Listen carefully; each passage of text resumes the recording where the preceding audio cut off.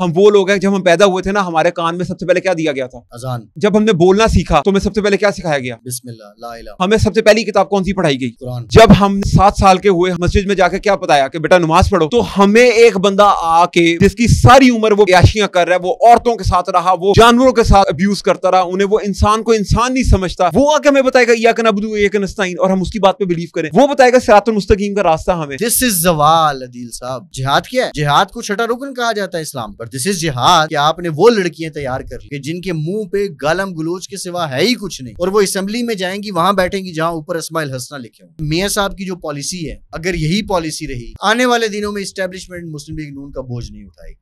नून league के 5 बंदों के मुझे नाम बता दें, इनके अलावा आजम नजीर तारड़, अताउल्लाह तारड़, बैरिस्टर अकील, ख्वाजा आसिफ। छठा बंदा बता दें जो आके इस वक्त अपनी हुकूमत का और फौज का दिफा कर रहा हो। कुरान में है, सूरह आले इमरान में, ए उम्मत मुहम्मदिया, तुम अफजल उम्मत हो, तुम लोगों की नफा रसानी के लिए भेजे गए हो, और तुम लोगों को भली बातों का हुक्म करते हो और बुरी बातों से रोकते हो। अमर बिल मारूफ का मतलब है भली बातों का हुक्म दे, नही अनिल मुनकर का मतलब है बुरी बातों से रोकना। What Imran did. इमरान ने कहा जी अमर बिल मारूफ हक है और नही अनिल मुनकर बातिल है। उसने एक अपनी ट्रांसलेशन। मैं पहली बार इतने सेंसिटिव इशू पे बात कर रहा हूं, लेकिन मैं इमरान का तर्किश मॉडल आपके सामने रखूं। तुर्की इजराइल को भी तस्लीम करता है और गजा को भी कंडेम करता है। इमरान खान एक तुर्की है। इमरान खान ने खुद को ऐसे अवाम की नजर में बेचा है। तुर्की अमेरिका का इत्तेहादी भी है और अमेरिका की पॉलिसियों के खिलाफ भी। हाथ में तस्बीह, दैट शोज कि पर्सन इज रिलीजियस, जैसे कोई नहीं बेच सकता। तुर्की के अंदर आप जाए ना टूरिज्म करने, जो रिलीजियस टूरिज्म है, पूनिया चले जाएं, मौलाना रूम का मजार है, शाह शम्स तब्रेज का है, इस्तांबुल में ब्लू मॉस्क है, क्रिश्चियनिटी के लिए आया सोफिया, ये रिलीजियस मजहब वाले लोग आ जाएं या हिस्ट्री वाले लोग आ जाएं। बरेलवी, मिलाद शरीफ, 12 रबीउल अव्वल की दुआएं, बनी गाला में महफिल मिलाद, सब कुछ बेच रहा है इमरान खान। दूसरा फैक्टर आप देख लें, एक रूहानी मामलात, दरबारों पे जाना। तीसरा फैक्टर हमारे अहले हदीस भाई हैं या वहाबी मकतबा फिक्र है, उनके लिए इय्याका नअबुदु व इय्याका नस्तईन। अहले तशय्युअ जो हमारी कम्युनिटी है, उनके लिए वाक़या करबला है, इमाम आले मकाम, उनको उनके नाम पे हर तरह के मकतबा फिक्र के लिए सब चीजों को अपने साथ जोड़ा हुआ है। This is called the Turkish model. जो लोग एंजॉय करना चाहते हैं किसी और चीज को, या लिबरलिज्म की तरफ शराब नोशी करना चाहते हैं या अयाशी करना चाहते हैं, तो उनके लिए इस्तिकलाल स्ट्रीट है, इस्तांबुल का वो इलाका है, और वहां पे शराब भी आप पी सकते हैं। आप वो देखें कि उस बंदे ने खुद को कहां तक वो लेके गया, एक एक सेक्ट जो है, उस सेक्ट का एक एक पंच लाइन कीवर्ड उठाया, मिलाया। अस्सलाम वालेकुम जी, क्या हाल है? आज मेरे साथ एक बड़े मजेदार शख्स, मेरे बड़े भाइयों की तरह, जिन्होंने मुझे हमेशा गाइड किया, चीजें उनसे बहुत ज्यादा सीखी, और वो पाकिस्तान के बहुत ही बड़े जर्नलिस्ट हैं। रात को 7 बजे प्राइम टाइम शो भी करते हैं, और उनका जो शो होता है वो बहुत ही ज्यादा पढ़ा लिखा और एक डिसेंट शो होता है, रिसर्च के ऊपर बेस करता है। तो टाइम नहीं ज़ाया करेंगे, फैसल भाई से अंदर की बातें पूछेंगे, क्योंकि ऑब्वियसली उनका तज्जिया जो है और उनके जो जिसको कहते हैं फ्यूचर फोरकास्टिंग, वो हमारे लिए बहुत ज़रूरी है। तो अंदर की खबरें हमें बड़ी दे देती हैं। थैंक यू फैसल भाई, क्या हाल है? Good to see you. Good to see you Faisal भाई। सबसे पहले बताएं फैसल भाई, क्या मसरूफियात हैं? शो के साथ टाइम कैसे निकालते हैं? जिंदगी को टाइम क्या देते हैं? यार मसरूफियात वही हैं जो सारे पाकिस्तानियों की हैं आजकल। सारे ही तज्जियाकार हैं, तो मैं भी सहाफ़ी हूँ। नहीं, सहाफ़ी एक तो होता है, सहाफ़ी एक सहाफ़ी होता है, एक सहाफ़ी है ना, एक सहाफ़ी होता है। जो मसाइल चल रहे हैं आजकल, इसमें पढ़ने का टाइम आपको कब मिलता है? ऑब्वियसली बड़ा मुश्किल हो जाता है। टीवी के साथ साथ फिर सोशल मीडिया जिंदा रखना है, फिर फैमिली, फिर ट्रैवलिंग तो काफ़ी चलती रहती है, कभी लाहौर, कभी इस्लामाबाद, कभी कहीं। तो पढ़ने का टाइम अब थोड़ी आसानी ये हो गई है कि रात को जब हम जाते हैं अपने कमरे में, तो मोबाइल फ़ोन से पढ़ लेते हैं, वेबसाइट्स वगैरह फीचर्स चीज़ें मिल जाती हैं। प्रॉपर किताब बीनी जो है, अब वो भी उस तरह किताब हाथ में पकड़ के पढ़ना ऑनेस्टली अब कम हो गया है, लेकिन उस तरह जो पढ़ने का चाम है वो वैसे नहीं है। लेकिन अब PDF में और सारा ये सिलसिला लगा रहता है, तो पढ़ाई तो साथ साथ चलती रहती है। और दूसरा, मेरी एक आदत दिल शुरू से रही है कि मैं रात सोने से पहले 3-4 जो वेबसाइट्स हैं उन पे नज़र मार के सोता हूँ, जो ख़बरों से रिलेटेड हैं। BBC हो गया, पाकिस्तान में डॉन है, द न्यूज़ है, जियो है, इस तरह की जो बड़ी वेबसाइट्स हैं, गल्फ टाइम्स है, इस तरह की वेबसाइट्स पढ़ के तो फिर उसके बाद मैं सो जाता हूँ। फिर सुबह उठते हैं तो रूटीन यही होती है कि थोड़ा फ्रेश होने के बाद, दांत वांत साफ़ करने के बाद, मुंह धोने के बाद आके बैठ जाते हैं टीवी लाउंज में और म्यूट कर देते हैं। फिर नाश्ता भी चल रहा होता है और टिकर भी चल रहे होते हैं और टिकर ही पढ़ रहे होते हैं हम। और वो मशहूर भी है, हमारे एक दोस्त हैं, एंकर हैं, तो वो कराची गए अपने ऑफिस में, तो रिसेप्शन पे उन्होंने जाके पूछा कि फ़लाँ साहब से मिलना है। तो उन्होंने कहा जी आप कौन? उन्होंने कहा मेरा नाम फलां है, तो उनका जी आप चले जाएं वहाँ पे। वो बड़े हैरान हुए कि मैं इस चैनल का एंकर हूँ और किसी बंदे ने मुझे पहचाना तक नहीं है, ना न्यूज़ रूम में ना कहीं और। तो वो उन्होंने पूछा यार, जब थोड़ी फ्रैंकनेस हो गई, तारुफ हो गया, उनको तुम में से वाकईतन किसी ने नहीं पहचाना? तो उनका नहीं यार। उनका तुम एक्सप्रेस में काम नहीं करते? कहते जी एक्सप्रेस में करते हैं। तो कहते मुझे पहचाना क्यों नहीं? तो कहा जी हम टिकर से ऊपर देखते ही नहीं है। और टिकर से ऊपर जब देखते हैं तो एंकर गायब हो चुका होता है और स्क्रीन फ्लैश कर रही होती है। अच्छा, ये गेम हो गई है। फैसल भाई, एक मैं आपसे कैंडिड सवाल पूछूंगा, देखें, क्योंकि हम लोग भी आजकल शुगल मेले में पॉडकास्ट करते हैं। मैं कोई सहाफ़ी तो नहीं अपने आप को कह सकता, लेकिन आजकल क्योंकि आपको बड़ा अप टू डेट रहना पड़ता है खबरों के साथ। अगर आपने मार्केट में जिंदा रहना है तो खबर का लाइफ स्पैन बहुत छोटा हो गया। पहले होता था लंबी लंबी स्टोरीज चलती थी, क्योंकि आपका 10-15 साल का एक्सपीरियंस है जर्नलिज्म का। वो जो था टाइम, जिस टाइम में कि एक स्टोरी आती थी, वो स्टोरी को कुक करते थे, एंकर रिसर्च करते थे उसके ऊपर, और तब तक ब्रेक नहीं करते थे कि वो जब तक उसकी कंफर्मेशन के ऊपर ना पहुंच जाए। क्या वो टाइम बेहतर था कि आज का टाइम, कि अब एंकर कहता है या जर्नलिस्ट कहता है कि भाई ये ब्रेक करने से पहले कोई और ब्रेक कर दे? अच्छा, टीवी की इंफॉर्मेशन भी आ जाती है टीवी की हद तक ना, अभी भी ये तमाम प्रोसेस होता है। आप टेलीविजन की बात करें, आप अखबार की बात करें, कोई बहुत बड़ा स्कैम आता है, बहुत बड़ा स्कैंडल आता है, जब तक किसी भी रिपोर्टर के पास, किसी भी एंकर के पास उसका रेफरेंस नहीं होगा, उसका एविडेंस नहीं होगा, वो उसको फाइल नहीं करेगा। प्रोपेगेंडा, जिसको आप कह लेना कि दूसरे मानों में खबरों को मैनिपुलेट करना या प्रोपेगेंडा करना, वो सोशल मीडिया पे बहुत ज़्यादा है। हाँ, टीवी पे बैठे सहाफ़ी जो या एंकर जो प्रोपेगेंडा करते हैं, फिर वो अपने तज्जिए के अंदर उसका वो मंजन चला जाते हैं। लेकिन टीवी के अंदर अभी भी ये चीज़ें हैं। कोई भी exclusive story without evidence, without research आप नहीं लेके चलते, और अगर आप करते भी हैं तो वो फौरन बाउंस हो जाती है। जब वो बाउंस होती है तो वो इटसेल्फ एक बहुत बड़ा रिग्रेट होता है उस बंदे के लिए, उसकी क्रेडिबिलिटी के लिए। टीवी में तो ये सब चीजें चल रही होती हैं। माजरत के साथ कता कलामी, क्या रिग्रेट होता है? अभी चंद दिन पहले पाकिस्तान में एक बन्नू के अंदर वाकया पेश आया, और वो वाकया पेश आया तो सेनेटर मुश्ताक, चले वो सहाफ़ी नहीं, सियासतदान है, कर सकते हैं। शहबाज गिल को भी हम कह सकते हैं कि वो सियासतदान है, सहाफ़ी कम सियासतदान अब बन गए। पहले सहाफ़ी थे। अच्छा, फिर पहले तज्जियाकार थे, अब वो सियासतदान प्लस रिपोर्टर हैं। लेकिन इसके अंदर एक शख्स है जिसको कहा जाता है जी, जिसको कोई यूट्यूबर कहते हैं तो लोग बड़ा गुस्सा करते हैं कि यार वो यूट्यूबर क्यों है। हालांकि वो खुद भी एक्सेप्ट कर चुके हैं। वो एक बच्चे की तस्वीर लगाते हैं और वो बच्चा ब्लीड कर रहा होता है, और वो 2018 की तस्वीर है, और वो लगा के कहते हैं कि जी, यानी कि इनडायरेक्ट मैसेज देते हैं कि आज रियासत ने, फौज ने बन्नू में हमला किया, और ये बच्चा फिर भी मुस्कुरा, बच्चा ब्लीड कर रहा है और स्माइल कर रहा है। हाँ जी, और वो बच्चा ईरान से है। हाँ जी, और वो फोटो लगा देते हैं, बाद में 3 दिन बाद उस पर माजरत भी कर लेते तो हैं। नहीं वो तो ऐसी देखें, नहीं आपने सॉरी कहा इस पे कि उसके बाद बड़ी एम्बेरसमेंट होती है। चले, एक दफा हो गई, 2 दफा हो गई, ये अगर आप हॉबी बना लें कि जान के फेक न्यूज डालें, उसको रीच दिलवाएं, उसके बाद माफी मांग लें, तो क्या ये नहीं, ये प्रोपेगेंडा है ना। देखें, आप इस बात को छोड़िए, पिछले दिनों बन्नू वाले इंसिडेंट पे जो ह्यूमन राइट्स कमीशन है उसने एक बहुत लंबी चौड़ी तहरीर फेंकी और कहा जी हलाकतें हो गई हैं, 5 लोग मारे गए हैं। और जब फिर दूसरे दिन उन्होंने कहा जी हलाकतों से मुतालिक बात हुई तो हम माजरत चाहते हैं। लेकिन उन्होंने जो डेंट डालना था या जिन कुव्वतों को उन्होंने मिलाइन करना था वो कर गए। ये प्रोपेगेंडा जो है ना, इसको आप कन्वेंशनल ब्रॉडकास्ट से, जर्नलिज्म से आपको अलग रखना पड़ेगा। मैं बात करूं टीवी की, अखबार की। टीवी में, अखबार में अभी भी प्रिंसिपल्स मौजूद हैं। ओके, हम जब भी, इवन अगर मैं अपने प्रोग्राम की बात करूं, हम जब प्रोग्राम के लिए बैठते हैं तो हमारा मोटिव ये होता है कि हमें वन साइड नहीं चलाना। अगर हम एक गेस्ट PMLN का ले रहे हैं तो एक गेस्ट हमें अपोजिशन से लेना पड़ेगा। हम कहीं ना कहीं जाके दोनों तरफ को बैलेंस करने की कोशिश करते हैं। फिर एक बड़ा सिंपल सा है, मुझे अगर मेरे पास अदील से मुतालिक कोई खबर आई है तो मैं जानकारी लूंगा, अदील का मौक़िफ़ लूंगा। अदील मुझे मौक़िफ़ देगा, मैं उस मौक़िफ़ को चलाऊंगा।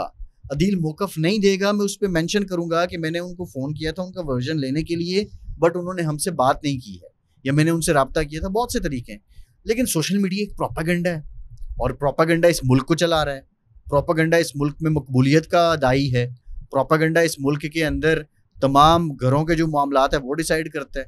प्रोपेगेंडा तो चल रहा है। और जितना शायद हमारे मुल्क में, देखिए, दुनिया में सबसे बड़ा जो प्रोपेगेंडा सेल है या जो इन्फ्लुएंस करता है वो बीजेपी का है, मोदी का है, और मोदी के बाद हमारे मुल्क की एक सियासी जमात का है। सो फेक न्यूज़ का तो बाजार गर्म है ना।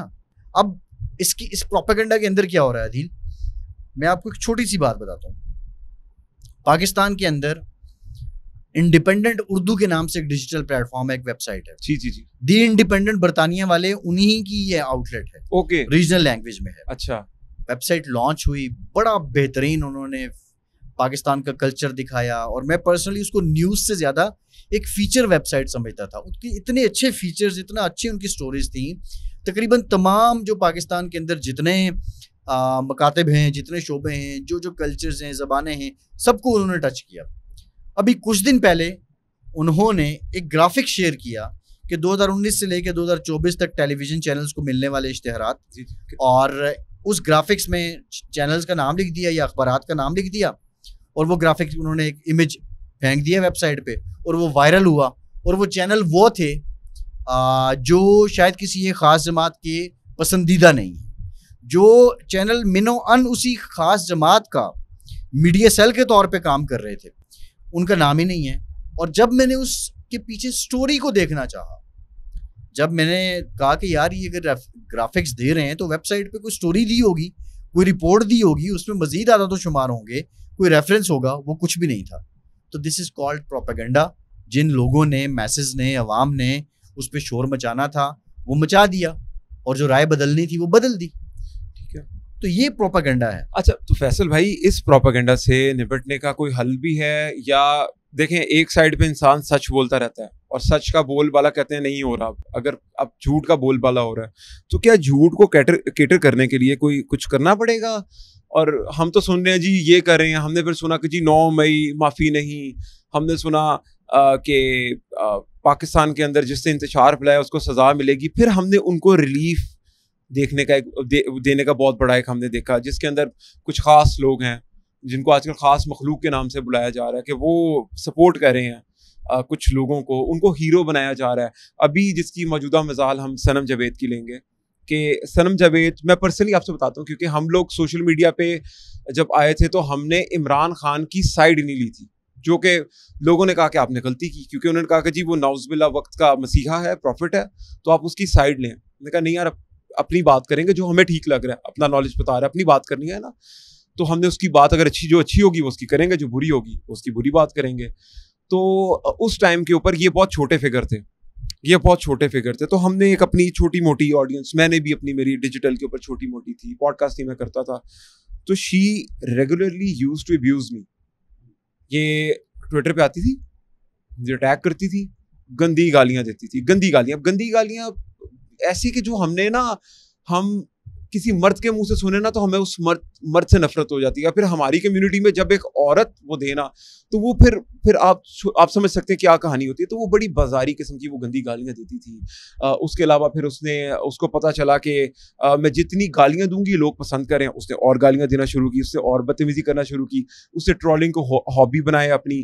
फिर उसकी पार्टी वालों ने उस कल्चर को, उनके वालिद मोहतरम जावेद साहब का पॉडकास्ट किया, आपने शिकवा नहीं किया उनसे? मैंने उसके वालिद साहब ने माफी मांगी। मैंने उनके वालिद साहब को वो फोन में चीजें दिखाई, वीडियो क्लिप दिखाया जिसके अंदर वो गंदी गालियां दे रही है, तो उन्होंने कहा बेटा अगर ऐसी बात है तो मैं माफी मांगता हूँ। उस टाइम पे उन्होंने भी मुझे कहा कि मेरी जिंदगी हमारा घर इमरान खान ने बर्बाद कर दिया, ये अंकल के वर्ड से। और कहते हैं कि मैं जितना, वो कौम का सबसे बड़ा मुजरिम है, 2018 में इसको लॉन्च किया इस्टेब्लिशमेंट ने, ये बूट पॉलिश किया था, ये वो सारी अंकल ने बातें की, लेकिन अब एक सूरत हाल डिफरेंट हो गई। अब कल तो वो अदालत में बैठ के बेटी को थपकी भी दे रहे हैं। जी, शायद अब मोहब्बत आ गई हो, अब वो एक और चीज़। अब तो वो तो कहते थे कि मैं इमरान सर जरदारी साहब के अलावा किसी के आगे किसी को सियासतदान नहीं मानता।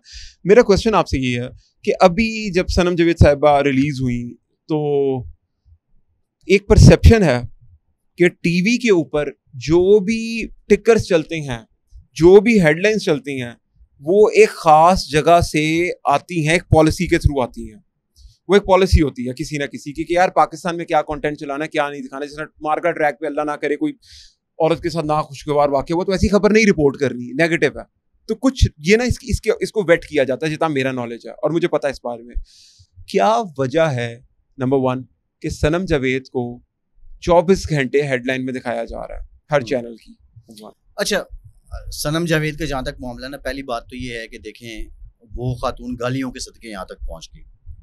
अब उसका नाम आ रहा है स्पेशल नशिस्तों के लिए, और गालियां दे के दोनों बहनें माशाल्लाह उन्होंने कोई कसर नहीं छोड़ी। और वो चीज़ इसलिए भी क्लिक कर गई लोगों को कि जिस तरह आपने बात की कि हमारे मुआशरे में औरत का गाली देना बनता नहीं, औरत गाली नहीं देती है, और हमारे मुआशरे में जो मर्द है वो गालम गलोच करते रहे हैं, अब भी करते हैं। ये एक ट्रेडिशन चली आ रही थी।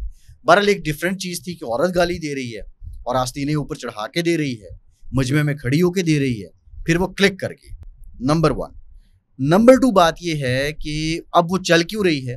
देखिए, वो चल इसलिए रही है कि ये हमारे जस्टिस सिस्टम के लिए बहुत बड़ा क्वेश्चन है कि 9 मई को वो खातून इश्तियाल भी देती है, वो गालियां भी देती है, वो बकवासात भी करती है, और उसके बाद जो उसकी सजा है वो नहीं हो पाती, उसका ट्रायल नहीं हो पाता। एक औरत की ऑडियो आई है, कल रिकॉर्ड हुई है, मैंने सुनी है। हम सेम सेल में थे जी, और इसको वीवीआईपी प्रोटोकॉल दिया जाता था। उसमें बताया कोक का 10 नहीं आ सकता था, स्प्राइट वगैरह आई थिंक आती है, कहती इनको वो मिलती थी, इनके कैबिन में हमें जाने की इजाजत नहीं थी। वो जो दूसरी थी अमीर औरत जो पहले छुट्टी थी, मुझे उसका नाम नहीं पता, खदीजा शाह, उसको 2 चारपाइयाँ दी हुई थी, किसी की हिम्मत नहीं थी उसको टच करे। तो ये सहूलतकारियाँ जेल में भी हो रही थी उस औरत के थ्रू। फिर उनका टीवी भी उनको दिखा रहा है, इन औरतों को दिखा रहा है, सनम जावेद वगैरह को, फिर उनके बाद उनको जेल में भी अच्छा ट्रीटमेंट मिला। अच्छा, अभी जो टीवी की बात है ना, देखें अब टीवी का जो मामला है, एक खातून पेश हो रही है अदालत में, वहां से रिपोर्ट हो रहा है, हम उसको दिखा रहे हैं। इस्लामाबाद हाई कोर्ट ने उसको बेल दी, हमने वो दिखाया। जो कोर्ट प्रोसीडिंग है हमने तो उसको चलाया ना, नहीं, आपने हम तो उसकी गालियां तो नहीं चला रहे। नहीं, आपने ये भी दिखाया कि आज वो वज़ीर आला हाउस में इसको मिली, शाम को वो इसको मिली, आज वो मुस्कुराते हुए उन्होंने कहा मैं खाने में ये खाऊंगी। टीवी ने ये रिपोर्ट किया। अच्छा, मुझे नहीं पता ये किस टीवी ने हर रिपोर्ट चैनल किया। बहरहाल जब वो पीटीआई के चेयरमैन बैरिस्टर गौहर साहब जाके उससे मिलेंगे तो दैट वुड बी न्यूज, ठीक है। लेकिन उस पर अब पीटीआई वाले खुद ही वो रिएक्शन दे रहे हैं कि इतना प्रोटोकॉल इसको क्यों दिया जा रहा है। लेकिन आप मुआशरे का अलमिया देखें, इस सोसाइटी का अलमिया अदील ये देखें कि एक खातून जो गालियां दे रही है और गालियों के एवज उसको आप मेंबर पार्लियामेंट बना देते हैं। आप वो बस देख लें, यहाँ से आगे बात खत्म हो जाती है। नईम पंजौता साहब, मैंने उनसे बड़ी ये कौन है? नईम पंजौता एक आजकल बहुत बड़े सोशल मीडिया स्टार हैं और वो हैं, वकील हैं पीटीआई के। अच्छा, बहुत बड़े। अच्छा, ये दो तीन इंतजार पंजोता साहब को तो मैं जानता हूँ, नहीं बड़े लर्नड वकील हैं। नहीं पंजोता साहब भी आजकल बुशरा बीबी का मुकदमा लड़ रहे थे, उसके बाद अब वो खैर वो जो भी होता है वो टीवी आपको ना सोशल मीडिया पे बहुत ज्यादा नजर आते हैं। तो नईम साहब ने नबीना सनम जावेद के साथ अपनी तस्वीर अपलोड की, तो मेरा इंटरेक्शन रहता है सोशल मीडिया पे, तो मैंने प्यार से कहा, मैं कहा नहीं भाई आप अपनी क्रेडिबिलिटी डैमेज कर रहे हैं। मैंने उनको ये लिखा, तो उन्होंने कहा कि ये तो अब जब पार्लियामेंट में जाएगी तब पता चलेगा, पंजाब असेंबली में जाएगी तो तब पता चलेगा। तो मैंने कहा ये पंजाब असेंबली में, अब एक बहस शुरू हुई, मैं कहा पंजाब असेंबली में जाके ये क्या करेगी? उन्होंने कहा मरियम नवाज को रगड़ा देगी। तो मैंने कहा ये मरियम नवाज को जब रगड़ा देगी पंजाब असेंबली में जाके तो क्या गरीब को रोटी मिलेगी? आपका इंटरेस्ट क्या पाकिस्तान से? आप पाकिस्तान को ठीक करने आ रहे हैं कि आप मरियम नवाज के खिलाफ कैंपेन करने आ रहे हैं? तो फैसल भाई थोड़ा सा इस बात को एनलाइटेड करें कि जो सियासतदान है सारे, इनका अवाम के साथ कोई ताल्लुक है? ऑब्वियसली है। क्या ताल्लुक है इनका? वोट लेते हैं अवाम से सिर्फ, और अवाम के देखें, अवाम से ताल्लुक है तो पीटीआई इतना बढ़ चढ़ के चल रही है। अवाम ने ही तो यहाँ तक पहुंचाया है ना। नहीं, अवाम ने पहुंचाना होता है, बाद में अवाम को रिटर्न के ऊपर क्या मिलना होता है? अवाम की किस्मत यही है अदील साहब, अवाम की किस्मत यही है। आप पाकिस्तान की तारीख उठा के देख लें, अवाम पाकिस्तान के अंदर तब खुशहाल हुए हैं जब इस मुल्क में लोकल बॉडी सिस्टम रहा है। लोकल बॉडी सिस्टम कब इंटैक्ट रहा है? जितने आमराना दौर हैं उसमें इंटैक्ट रहा है। मैं मार्शल लॉ को या आमरीत को सपोर्ट नहीं कर रहा। अच्छा, बीडी मेंबर्स थे अयूब खान के दौर में, बिल्कुल ग्रास रूट लेवल तक लोगों के मसाइल हल होते थे। वहीं पे थाने कचहरी में मामला जाता ही नहीं था, जो बीडी मेंबर होता था, जो चेयरमैन होता था, काउंसलर होता था, वो हल कर लेता था। ज़ियाउल हक साहब के दौर में भी लोकल गवर्नमेंट तगड़ी थी। मुशर्रफ साहब का तो मिसाली काम था लोकल बॉडीज। मुशर्रफ साहब का मैं इतना विटनेस हूँ कि जब 2005 में ज़लज़ला आया, ज़लज़ला आने के बाद जो चेयरमैन थे अपने यूनियन काउंसिल्स के, नाजिम, उस वक्त नाजिम और नायब नाजिम थे, उनको एक्टिव किया गया। वेरी नेक्स्ट डे जो पटवारी था मुताल्लिका हल्के का, वो अपने हल्के में मौजूद था और लोगों को जिनके घर डैमेज हुए थे उनको 25,000 रुपए के चेक थमा चुका था। This is called governance. 2005 में 8 अक्टूबर को ज़लज़ला आता है। 8 अक्टूबर 2005 सुबह 8:52 बरोज हफ्ता, और 9 अक्टूबर को पटवारी 25,000 रुपए के चेक लोगों को दे चुका होता है। 25,000 उस टाइम पे पहली किस्त, जिन लोगों के घर डैमेज हुए थे, पहली किस्त ये भी। हाँ, पहली किस्त। सिर्फ ये कि वो पटवार खाने से इंदराज और वो सारा देखते हैं और उसके बाद उनको दे देते हैं। लोकल ब्यूटी है लोकल बॉडी की, ये लोकल बॉडी की ब्यूटी है। और ये सिर्फ आमराना दौर के अंदर सबसे अच्छी रही है। अभी देखें ना, अब तो खत्म हो गया, नहीं, अब तो कहानी नहीं है मतलब देखें आप, वो केपी में इन्होंने विलेज काउंसिल कर दिया है। अब वो विलेज काउंसिल सिस्टम ऐसे कर दिया है कि वो इतना उसको नीचे ले गए, इतना तोड़ दिया है कि अब खानदानों की लड़ाइयाँ हो जाती हैं। चाचा का बेटा भी खड़ा हो जाता है, फूफो का बेटा भी खड़ा हो जाता है, आपस में लोग मार धाड़, और 2-4 हज़ार या 5 हज़ार के ऊपर एक वीसी बना दिया। ठीक है, वो खैर एक अलग सिस्टम है, उस सिस्टम पे आप तनकीद कर सकते हैं। लेकिन लोकल बॉडी जो है ना, जो जितनी भी हमारी सिविल गवर्नमेंट्स आई हैं, इन्होंने लोकल बॉडी को आगे लेकर नहीं गए। जब आप लोकल बॉडी को नहीं लेके जाते हैं तो अवाम के साथ आपका वो राब्ता नहीं रहता। इवन मुशर्रफ दौर में भी परवेज इलाही साहब बड़े रिलक्टेंट थे इस बात पे। वो ये कहते थे कि जो सब कुछ नाज़मों नहीं करना है, फंड सारे इनके पास ही देने हैं, तो एमपीएस ने और हमने क्या करना है। He was the CM that time. अच्छा, वो ये इतना तगड़ा सिस्टम होता है। तो अवाम, खैर आपका जो सवाल था ना, सियासत होती है अवाम के लिए। नहीं, मैं इसी पे आगे मैं थोड़ा सा लेके अब जो एमएनएज हैं, जो एमपीएस हैं, जमहूरियत क्या है? With the public, by the public, for the public. ठीक है, यही जमहूरियत है ना। जमहूर कहते हैं अवाम को। ये सारी जो टोपी हमें पहनाई जाती है, ये जमहूर के नाम पे, ये अवाम के नाम पे है। और ऐसा नहीं है कि अवाम के मसाइल सियासतदानों ने हल भी नहीं किए हैं। अवाम के मसाइल सियासतदानों ने हल किए हैं, सियासतदानों ने अवाम को डिलीवर किया है। अगर पाकिस्तान एटमी ताकत बना है तो वो अवाम के लिए बना है ना। पाकिस्तान के अवाम हैं तो पाकिस्तान की, उनकी हिफाजत के लिए बना है ना। ऐसा नहीं है कि नहीं डिलीवर किया। लेकिन अब क्या है, अवाम को जो टोपी पहनाई जाती है, एक टोपी आपने भी पहनी हुई है, लेकिन मुझे नहीं पता आपने ये टोपी क्यों पहन रखी है। लेकिन ये टोपी अवाम को हर कोई अपने अपने तरीके से पहनाता है। यहाँ पे 90s में, और बल्कि 90s से भी पहले नारा लगना शुरू हुआ, गो अमेरिका गो। ओके, जितने ये JUI और जमात इस्लामी, इनका ये स्लोगन होता था, गो अमेरिका गो के नाम पे दैट टाइम मिलियन मार्च किया करते थी ये मजहबी जमातें, और इसी तरह लोग निकला करते थे। हमने कुछ टोपियां मखसूस रखी हुई हैं। वो ये हुआ कि जब ये खान साहब की गवर्नमेंट जाने लगी तो उन्होंने गो अमेरिका गो लगा दिया और लोगों को कैसे साथ मिला लिया। ये एक टोपी है।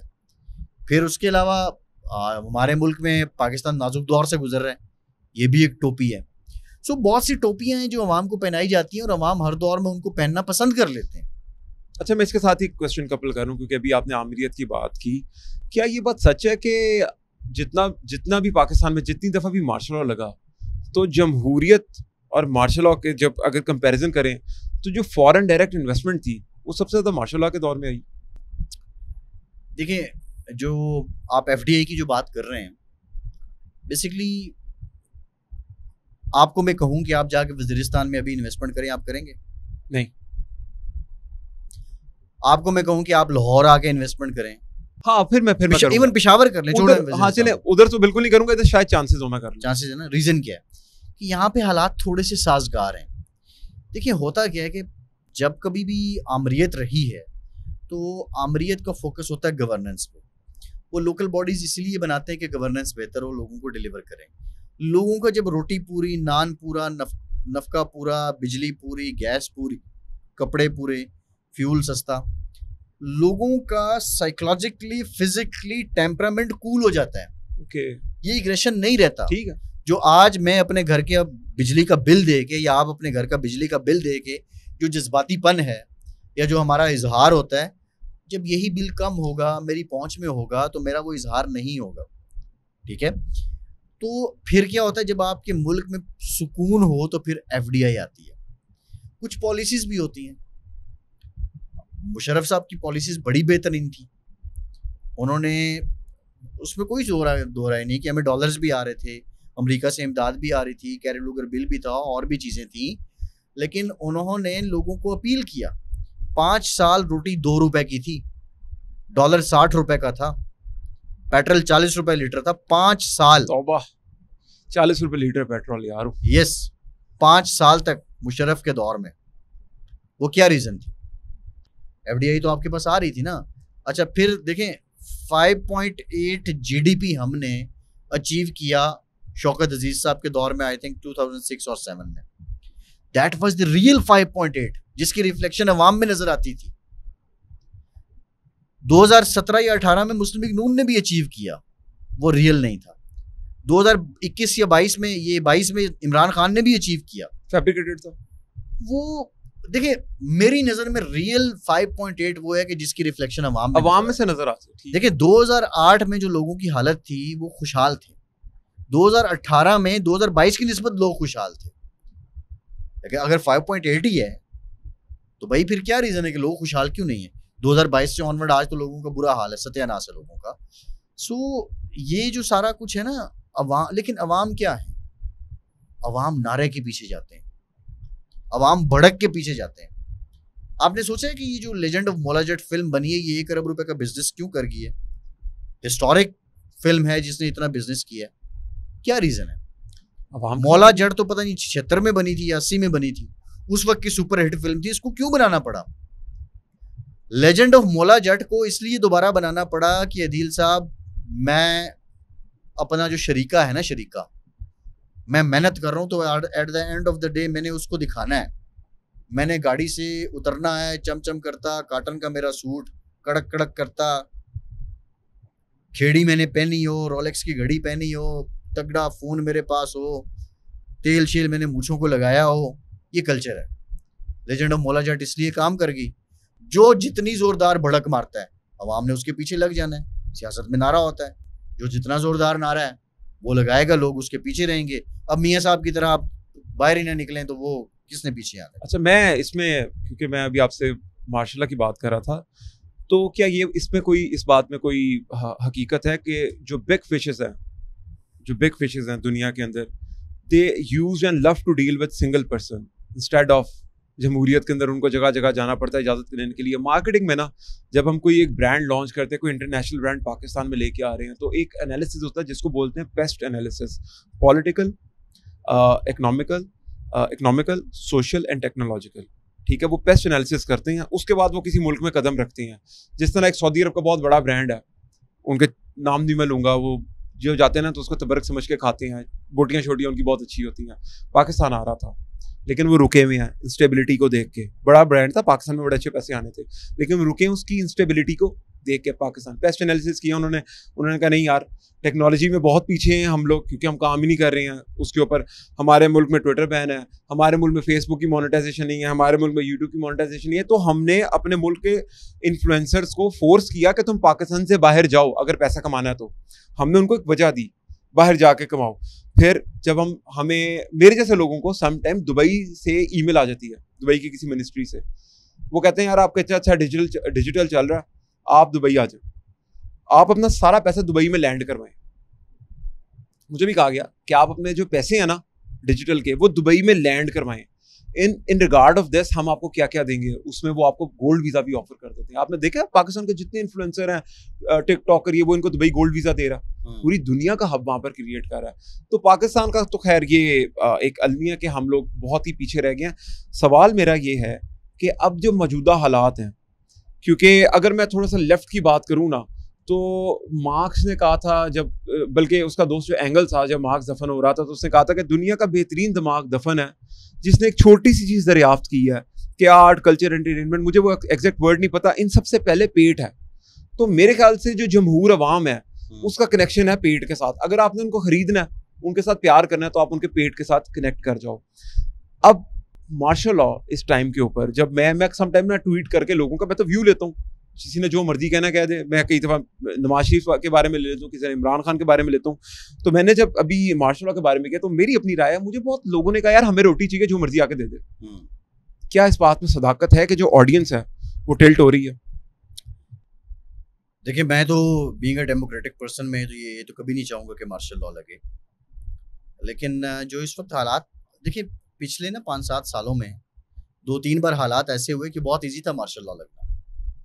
और जो हालात बन चुके हैं इस वक्त के पॉलिटिकल जो स्टेक होल्डर्स हैं वो आपस में बैठना पसंद नहीं करते, और प्लस आप रियासत को इतना कमज़ोर कर रहे हैं। देखिए, मार्शल लॉ की ना एक सोच होती है अदील, मार्शल लॉ लगाने वाले की एक सोच होती है, और इस पे मार्शल लॉ लगाने वाले सारे मुत्तफिक हैं इस बात पर कि जब सिलसिला ये चलता है कि जो लोग डिलीवर नहीं कर पा रहे, या अब वक्त आ चुका है कि रियासत अहम है या आइन अहम है।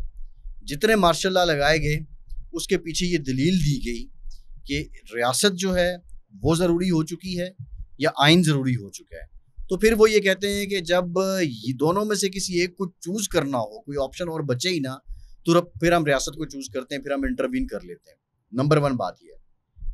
लेकिन जो आपके अंदर पॉलिटिकल इस वक्त लोग हैं, इमरान खान क्लेम करता है कि वो सबसे बड़ा लीडर है, वो पॉपुलर लीडर है, मैं इस बात से एग्रीड भी, लेकिन उसने पॉपुलैरिटी किस चीज पे अचीव की है अदील? इमरान खान ने पॉपुलैरिटी भड़क पे अचीव की है। इमरान खान ने पॉपुलैरिटी सोसाइटी के फाइबर को डैमेज करके अचीव की है। इमरान खान ने पॉपुलैरिटी धौंस धमकी से अचीव की है। इमरान खान ने पॉपुलैरिटी यू टर्न से अचीव की है।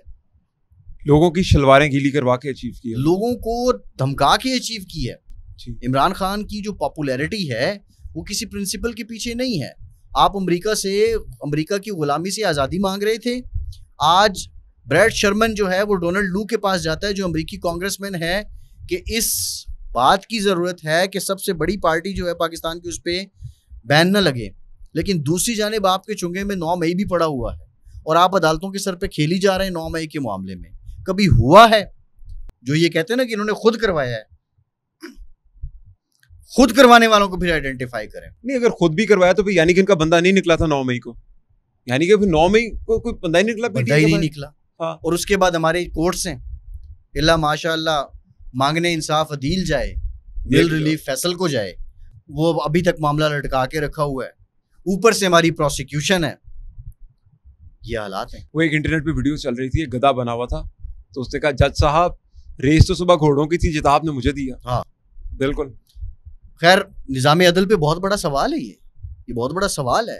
मेरे जैसे सेंटिमेंट रखने वाले लोग भले कम होंगे, लेकिन आप ये नहीं कह सकते कि पाकिस्तान में लोग इस बात का उनको दुख नहीं है, उनको एहसास नहीं है। शहीद की जो मौत है वो कौम की हयात है, इस बात को हमेशा याद रखना चाहिए। बिल्कुल।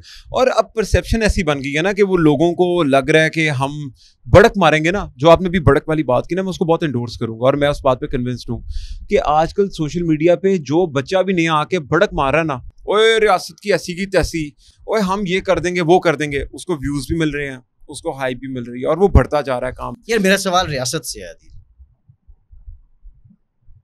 रियासत से मेरा सवाल है, क्यों नहीं पकड़ते? यार ये तो सच एक बात बताऊं, कई दफ़ा मुझे भी जब मैं ये वाला क्वेश्चन करता हूँ ना, तो मुझे भी फील होता है कि यार शायद जो हम बड़ी बढ़के मारते थे कि हम दुनिया की छठी बड़ी फौज में से हैं, एक फौज हैं, तो फौज इज नॉट ओनली रियासत। नहीं, जो साथ रियासत है उनको तो आप छोड़ दें। देखें, मैं आज आपको दिल खोलूं अपना, फौज का ना, मैं ऑनेस्टली मैं नहीं चाहता इस मुल्क में मार्शल आए। मैं चाहता हूँ अवाम की हुकूमत रहे, जो अवामी हुकूमत है। लेकिन माजरत के साथ, अगर आप डेमोक्रेसी को अवाम की हुकूमत बोलते हैं, तो आप अदील का नाम होता है अदल करने वाला, लेट्स सपोज, तो आप अदील का नाम रख दें गेम खेलने वाला। भाई अदील ही वर्ड है ना, आप उसका कोई भी नाम रख दें। तो डेमोक्रेसी का आपने एक नाम रखा हुआ है कि जी ये अवाम की हुकूमत है। भाई डेमोक्रेसी का मतलब वो नहीं रहा जो अवाम की हुकूमत है, ये फिर कुछ और है, ये डेमोक्रेसी नहीं है। मुझे आप बताएं। कर्नल शेर खान अदील, कर्नल शेर खान इस फौज का वो सिपाही था, इस मुल्क का वो सपूत था। आपको पता है, ही वाज कैप्टन। कर्नल शेर खान कैप्टन था, उसका नाम कैप्टन कर्नल शेर खान था। कर्नल उसका नाम था बचपन से। अच्छा, वो कर्नल नहीं थे क्या? कर्नल नहीं थे, उसका नाम था कैप्टन कर्नल शेर खान। अच्छा, वो कैप्टन थे बेसिकली। जी, वो जब पैदा हुए तो दादा ने नाम रखा और कहा कि ये मेरा बेटा मुल्क का दिफा करेगा। Colonel was his name. और उस शेर खान को जो एजाज मिला, निशान हैदर से नवाजा गया। आपको पता है उसकी हिस्ट्री क्या है? वो कैसे जांच हुई, वो कैसे पता चला? जब कॉफिन यहाँ पे पहुंचा, ताबूत उनका, ताबूत जब भारत ने, हमारे शोहदा और हमने उनकी जो मैयतें थी वो वापस की, एक्सचेंज हुआ। जाहिर है जब जंगबंदी हो जाती है तो फिर ये होता है। उस कॉफिन के अंदर खत था, खत उसकी जेब में पड़ा था, और दुश्मन ये लिखता है कि the way this gentleman fought, he deserve the highest military award of the Pakistan. ये भारत से लिख के भेजा गया। आप उसका मुजस्मा, कोई बात ही नहीं है यार, कोई कहानी ही नहीं है यार। मेरे तो लिटरली ना, आप रोंगटे खड़े हो गए उनकी बात सुन। उसका मुजस्मा जो है आप उसको पाश पाश करते हैं, मुजस्मे में रूह नहीं थी। थोड़ा सा बताएं ना, कर्नल शेर खान ने कैसे लड़ा था, जो उन्होंने बताया कि क्या किस तरह फाइट किया उन्होंने। मुजस्मे में जान नहीं थी जी, मुजस्मे में रूह नहीं थी, लेकिन यार मुजस्मे में हौसला तो था, मुजस्मा अलामत तो था। दुश्मन जिसके बारे में आज से 24-25 साल पहले लिख के भेजता है, 1998 में कारगिल का मार्का हुआ ना, 4 जुलाई 1998 को कर्नल शेर खान, कैप्टन कर्नल शेर खान शहीद हुए। वो लिख के भेजता है कि ये डिजर्व करता है, आप उसके मुजस्मे को तोड़ते हैं यार, आप लाते मारते हैं, आप घूसे मारते हैं, आप अजीब सिलसिला है आपका। जब ये मार्का हुआ कारगिल का, तो ऑब्वियसली जब आप मैदान जंग में होते हैं तो कहीं पे आपके पास जो वसाइल हैं, जो चीज़ें हैं, वो बहुत पीछे रह जाती हैं और आप मूव करते करते आगे निकल जाते हैं बैटल फील्ड में, और आपके पास वो आसाइशें भी बाज़ औक़ात नहीं होती, या पीछे से आपको सप्लाई उस तरह नहीं पहुंच रही होती। बड़े चंद लोग थे, उनके साथ कैप्टन कर्नल शेर खान ताक ताक के निशाना बनाया और पेशकदमी करता रहा। और जो एरिया आपने कवर किया था, जो उनका आपने ऑक्यूपाई किया था, उसमें कैप्टन कर्नल शेर खान की पेशकदमी का बहुत बड़ा हाथ था। और जब ये जंगबंदी हुई तो वहां के अफसरान को गवाही दी गई कि ये वो बंदा था जिसने आगे नहीं जाने दिया। ये सीसा पलाई दीवार बना हुआ था। एक पूरी हिस्ट्री है, उसमें एक पूरी किताब है। मैं अब एग्जैक्टली मुझे, क्योंकि मैं इसको गलत कोट करना नहीं चाह रहा, लेकिन ये जो मुस्तनद चीजें जिस पे मैं श्योर हूं, ये जिसके बारे में मैं आपको बता रहा हूं, आप कहते हैं कुछ भी नहीं हुआ। अगर क्या 200 यूनिट देने वाला गरीब और 201 यूनिट देने वाला 1 यूनिट कंज्यूम करने वाला अमीर है? नो। फिर किसने फैसला किया कि 200 यूनिट जो देगा वो गरीब है और 201 यूनिट के ऊपर बिल आपका इतना आएगा? देखिए, ये तो स्लैब्स बनते हैं ना, ये तो स्लैब्स बनते हैं। बास तो बेचारे 190 वाले हैं, उनको 201 में डाल दिया, ठीक है। ये तो वो अदील, वो एक अलग डिबेट है।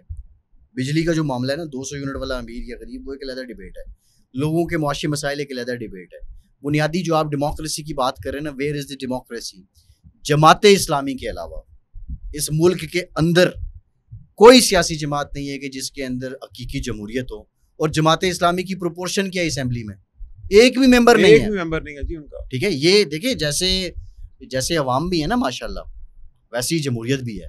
हम सिर्फ पॉलिटिकल पार्टीज को ब्लेम करते हैं। आप पीटीआई वालों से बात करें। मैं इस पे एक बात बताऊंगा आपको। देखिए, ये मैं अपने से नहीं कह रहा, मैं आपको स्टडी बता रहा हूँ। वो कहते हैं ह्यूमन कॉन्शियस जो होती है ना इंसान की, वो डिटरमाइन करती है, यानी कि उसका ह्यूमन कॉन्शियस का पता लगता है इंसान का उसकी मटेरियल कंडीशंस के साथ। आप मुझे अमेरिका के अंदर 6 महीने के लिए छोड़ दें, मैं आपको अंग्रेजी बोलता हुआ नजर आऊंगा। कुछ दिनों बाद मेरी स्किन उधर की एटमॉस्फेयर के साथ जुड़ जाएगी, तो मेरी जो मटेरियल कंडीशंस थी ना, वो मुझे वैसी मिली। वहां पर मुझे लेट सपोज अगर कोई हिंदू के घर में पैदा हो गया तो उसको हिंदू के घर में कुछ खास माहौल मिला, हिंदू बन गया। कोई मुसलमान के घर में पड़ा हुआ, वो उधर बन गया। कोई वहाबी के घर में पैदा हुआ, वहाबी बन गया। कोई सुन्नी के घर में पैदा हुआ, सुन्नी। कोई अहले तिशी के घर में पैदा हुआ, अहले तिशी बन गया। तो ये मटेरियल कंडीशन होती है। अब जो जमहूरियत है, सो कॉल्ड, जिसको मैं नहीं मानता जमहूरियत, मुझे नहीं लगता कोई जमहूरियत है, उसने अवाम को बताया कि हम आपके लिए हैं, लेकिन वो तो अवाम के लिए नहीं है। मैं फैसल भाई, मैं खुदा की कसम खा के कहता हूँ, मैंने अपने घर में सोलर पैनल इंस्टॉल करवाया बड़ी मर मर के, क्योंकि 3 क्लास होती है ना, लोअर क्लास, अपर क्लास और मिडिल क्लास। तो अपर क्लास से छीन लेना, लोअर क्लास जो जब से लोअर क्लास उसने मांग लेना, हमारी वाली मिडिल क्लास रहेगी मिडिल के अंदर। तो बड़ा मर मर के फैसल भाई, कोई यकीन करें, कोई बेचने की जरूरत नहीं पड़ी, बस अपना ऑर्गन और सोलर लगवाया। मुझे बताया गया कि हमें नेट मीटरिंग नहीं मिलेगी। मैंने कहा क्यों यार? कहते जी आपको नेट मीटरिंग हम सिर्फ एक शर्त पे देंगे, जब तक आप मेंबर होंगे इस सोसाइटी के। अच्छा, ये वो सोसाइटी जहां पर वजीर आजम पाकिस्तान रहता है। क्योंकि आप गरीब हैं, सुने आप जरा, क्योंकि आप गरीब हैं, आप मेंबर नहीं है, तो हम आपको ग्रीन मीटर नहीं देंगे। मैंने कहा यार खुदा का नाम लो कि एक टाइम के ऊपर जर्मनी में जहां पर सूरज कम निकलता है, वहां पर पता है जर्मन गवर्नमेंट क्या कर रही है? वो कह रही है कि अगर लेट्स सपोज आप जर्मनी में और आप सोलर लगाते हैं, सबसे पहले वो आपको सोलर देंगे सब्सिडाइज रेट में। तो सब्सिडाइज रेट में सोलर देने का ये मकसद नहीं है कि बहुत बड़ा मार्का मारा है, दुनिया दे रही है। अब जर्मनी के अंदर यूनिट 3 रुपए का ना, अगर जो गवर्नमेंट आपको दे रही है, और अगर आप सोलर लगा के आप ग्रीन एनर्जी प्रोड्यूस करके दे रहे हैं उन्हें, तो वो आपसे 6 रुपए का यूनिट खरीदेंगे। बेचेंगे कितने का आपको? 3 रुपए का। जर्मनी के अंदर, कि वो कहते हैं कि यार क्लीन एनर्जी का सूरज से बना रहा है, सब कुछ कर रहा है। पाकिस्तान में यहाँ पर कौन सी जमहूरियत है जिसके अंदर? Why are you comparing Germany with Pakistan? क्योंकि जमहूरियत वहां पर भी है ना। नहीं, are you inspired with Hitler? मैं बहुत ज्यादा इंस्पायर हूँ। वो आपने जो बात की थी ना हिटलर से मुतालिक और प्रोपेगेंडा से मुतालिक, मुझे याद आ गया। उसको जो प्रोपेगेंडा मिनिस्टर था जी गोबल, जी जी जी जी, उसने उसको कहा कि तुमने रोज रेडियो पे आना है। उस वक्त रेडियो सबसे बड़ा मीडियम था। तुमने यूनिवर्सिटीज में जाना है, तुमने चर्चेज में जाना है, तुमने हर जगह जाना है। आप कंपैरिजन जरा कर लें कि जो गोबल की पॉलिसी थी यहाँ पे किसने अपनाई और कौन क्या क्या करता रहा। खैर वो प्रोपेगेंडा से बात आई। दूसरी बात ये है अदील, देखो ये जो बिजली जैसे मसाइल हैं और बिजली जैसे जो मामलात हैं, इस पे ज़रूर बात हो सकती है, लेकिन हम बात जो जमहूरियत की कर रहे थे, जमहूरियत के नाम पे लोगों को टोपी पहनाई जाती है। हकीकी जमहूरियत आ जाए तो फिर तो मसाइल ख़त्म हो जाएं। लेकिन आप देखें ना, मुस्लिम लीग नून से बात करें किसी भी इशू पे, जी मियाँ साहब फैसला करेंगे। पीपल्स पार्टी से बात करें, जी जरदारी साहब या बिलावल साहब फैसला करेंगे। पीटीआई से बात करें, जी रोज़ मेरी ये बहस होती है अपने टीवी प्रोग्राम में लोगों के साथ कि जी वो हम जेल जाएंगे, मुलाकात करेंगे, तो बानी जो हैं इमरान खान साहब फैसला करेंगे। भाई आप चेयरमैन पार्टी के, आप फैसला क्यों नहीं करते? आपकी कोर कमेटी एक फैसला ले चुकी है, फिर उन्होंने कौन सा फैसला करना है? सर ये महकूमियत है, यहाँ जमहूरियत नहीं परवान चढ़ेगी। ये जिसको हम जमहूरियत कहते हैं ये महकूमियत है असल में। यहाँ पे हाकिम एक होता है, बाकी सारे महकूम होते हैं। राय होती है हाकिम के नीचे जितने लोग बाकी भी हों, खा उसके मिनिस्टर ही क्यों ना हो, वो महकूम होते हैं। इनकी अदाएं अपने पार्टी लीडर के सामने खड़े होने की और होती हैं, अवाम में आके और होती हैं, टीवी पे आके और होती हैं। बट अगेन इसका हरगिज ये मतलब नहीं है, देखें उम्मीद भी तो इसी सिस्टम से निकलनी है ना। नहीं यानी कि अगर मैं आपकी बातों से मुझे समझ लग रही है, क्या पाकिस्तान में सिविल डिक्टेटरशिप चाहती है ये जो पॉलिटिकल पार्टीज हैं? क्योंकि अगर एक बंदे नहीं सुन रहा सब कुछ तो वो सिविल डिक्टेटर ही हुआ। इट इज डिक्टेटरशिप है क्या? ये बेसिकली जो जमहूरियत है ये सिविल डिक्टेटरशिप है, यानी कि सिविल मार्शल लॉ का नाम जमहूरियत है आजकल। फ्यूडलिज्म है, डिक्टेटरशिप है, जो मर्जी नाम दे दें। अब ये जो जितने लोग जिनकी हम बात कर रहे थे ना, आप देखें, लेकिन कुछ लोगों को यहाँ पे अब वो जो भड़क चली, बदतमीजी चली, सोसाइटी के अंदर से तमीज़ खत्म हुई। आप जरा गौर करें, मैं बड़ी इंपॉर्टेंट बात अदील आपके साथ करने जा रहा हूँ, और पाकिस्तान में इससे पहले ये बात किसी ने नहीं की है। मेरा एक पूरा थीसिस है कि सोसाइटी का जो फाइबर है वो क्यों तबाह हुआ। मैं इस पे एक क्वेश्चन ऐड करूं, जो आप आजकल बहुत ज्यादा बात कर रहे हैं, मैंने आपको सुना है कि जो टर्किश मॉडल है खास, आप उसके बारे में तरफ जा रहे हैं। यस, मैं उसी तरफ जा रहा हूँ। देखें सोसाइटी का धागा कैसे तबाह हुआ, रेशा कैसे जुदा हुआ। सोसाइटी एक बिल्कुल सीक्वेंस में थी, वो एक गुंजल क्यों बन गई? जिसका जहां जी चाहता है वो आके अपनी ज़बान दराजी करता है, जिसका जो मर्जी जी चाहता है, किसी को कोई हुदूद कुयूद नहीं है। टर्किश मॉडल क्या है? Why Imran Khan is appealing the people, why Imran Khan has everything that he wants. एक सवाल है, इमरान खान ने इस कौम की नफ्सियात को नवाज शरीफ की निस्बत, आसिफ जरदारी की निस्बत, भुट्टो की निस्बत, इवन मैं ये कहूँगा कि बेनज़ीर भुट्टो साहिबा की निस्बत, चौधरी शुजात की निस्बत, मौलाना फजलुर रहमान की निस्बत, जमात इस्लामी के सिराजुल हक की निस्बत, या काजी हुसैन अहमद की निस्बत, या हाफिज नईम की निस्बत बहुत बेहतरीन पड़ा। इवन अल्ताफ हुसैन से भी ज़्यादा बेहतर पड़ा। इमरान खान ने इस कौम की नफ्सियात को जब पढ़ा और ख़ुद को इमरान खान ने अपना एक बिल्कुल ओपन एंडेड शख्सियत के तौर पे पेश कर दिया, और एक ऐसा प्रिज्म बन गया कि आप उसको जिस तरफ से देखेंगे वो एक जैसा नजर आएगा। प्रिज्म समझते हैं? हाँ जी हाँ जी हाँ जी, हर तरफ से सेम, हर तरफ से सेम। इमरान खान एक प्रिज्म है। अच्छा, यही मॉडल जो है ना वो तुर्की ने अपना रखा है। तुर्की की तरक्की की एक रीज़न है, तुर्की में टूरिज्म का बहुत बड़ा हाथ है। तुर्की इजराइल को भी तस्लीम करता है और गजा को भी कंडेम करता है, गजा के अंदर उसकी बर्बरियत को भी। तुर्की अमेरिका का इत्तेहादी भी है और अमेरिका की पॉलिसियों के खिलाफ भी है। तुर्की के अंदर आप जाए ना टूरिज्म करने, तो उन्होंने जो रिलीजियस टूरिज्म है, कूनिया चले जाएं, मौलाना रूम का मज़ार है, शाह शम्स तब्रेज़ का है, वो जगह उसके लिए रखी है, या इस्तांबुल में ब्लू मॉस्क है, या क्रिश्चियनिटी के लिए आया सोफिया, अब तो खैर मस्जिद बना दिया उसको, ये जगह थी रिलीजियस टूरिज्म के लिए। अंकारा में कुछ स्पॉट्स हैं इस तरह की जगह। इसी तरह इस्तांबुल में ये रिलीजियस मज़हब वाले लोग आ जाएं या हिस्ट्री वाले लोग आ जाएं।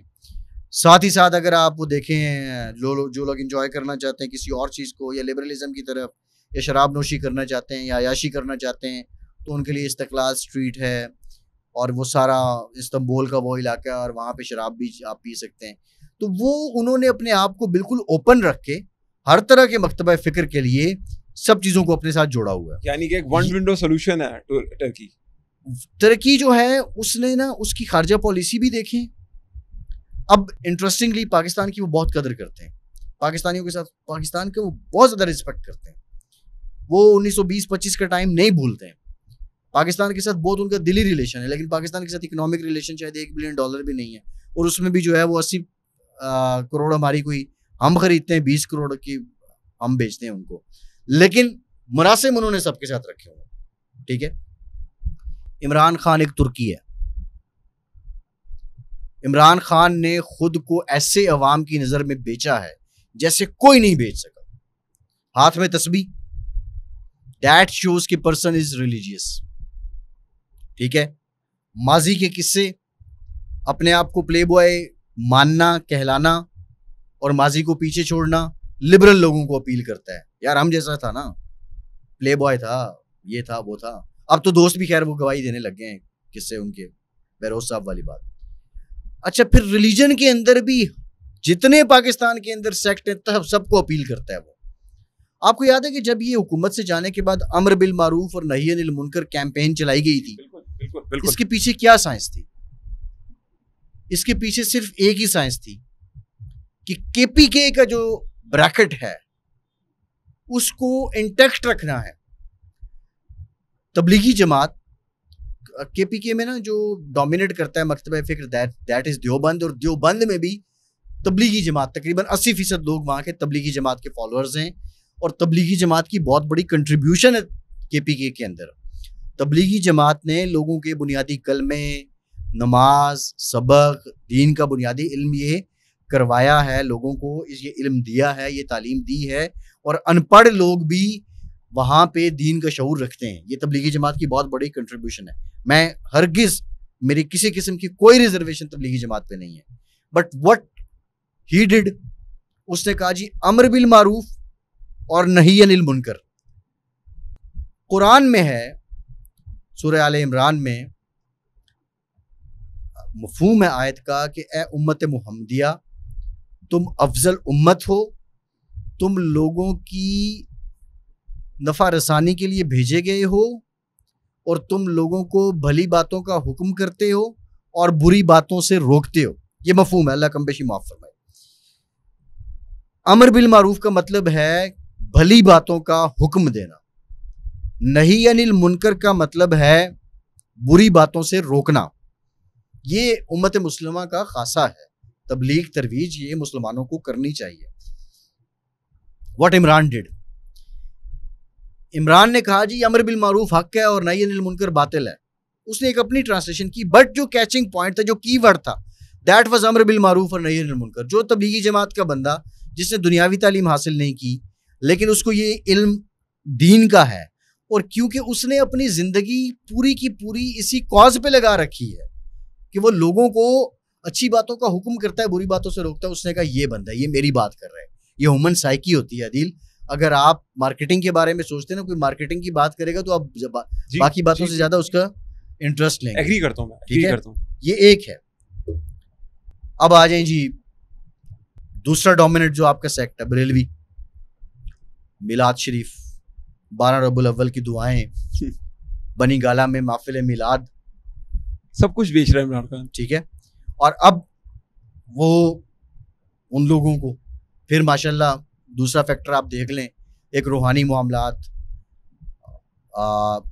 दरबारों पे जाना, जाना, ठीक है, ये तमाम चीजें मेरे लिए सब साहिबे जितने लोग जाते हैं वो काबिल कदर हैं, उनका अकीदा है, उसको बहुत एहतराम है जी।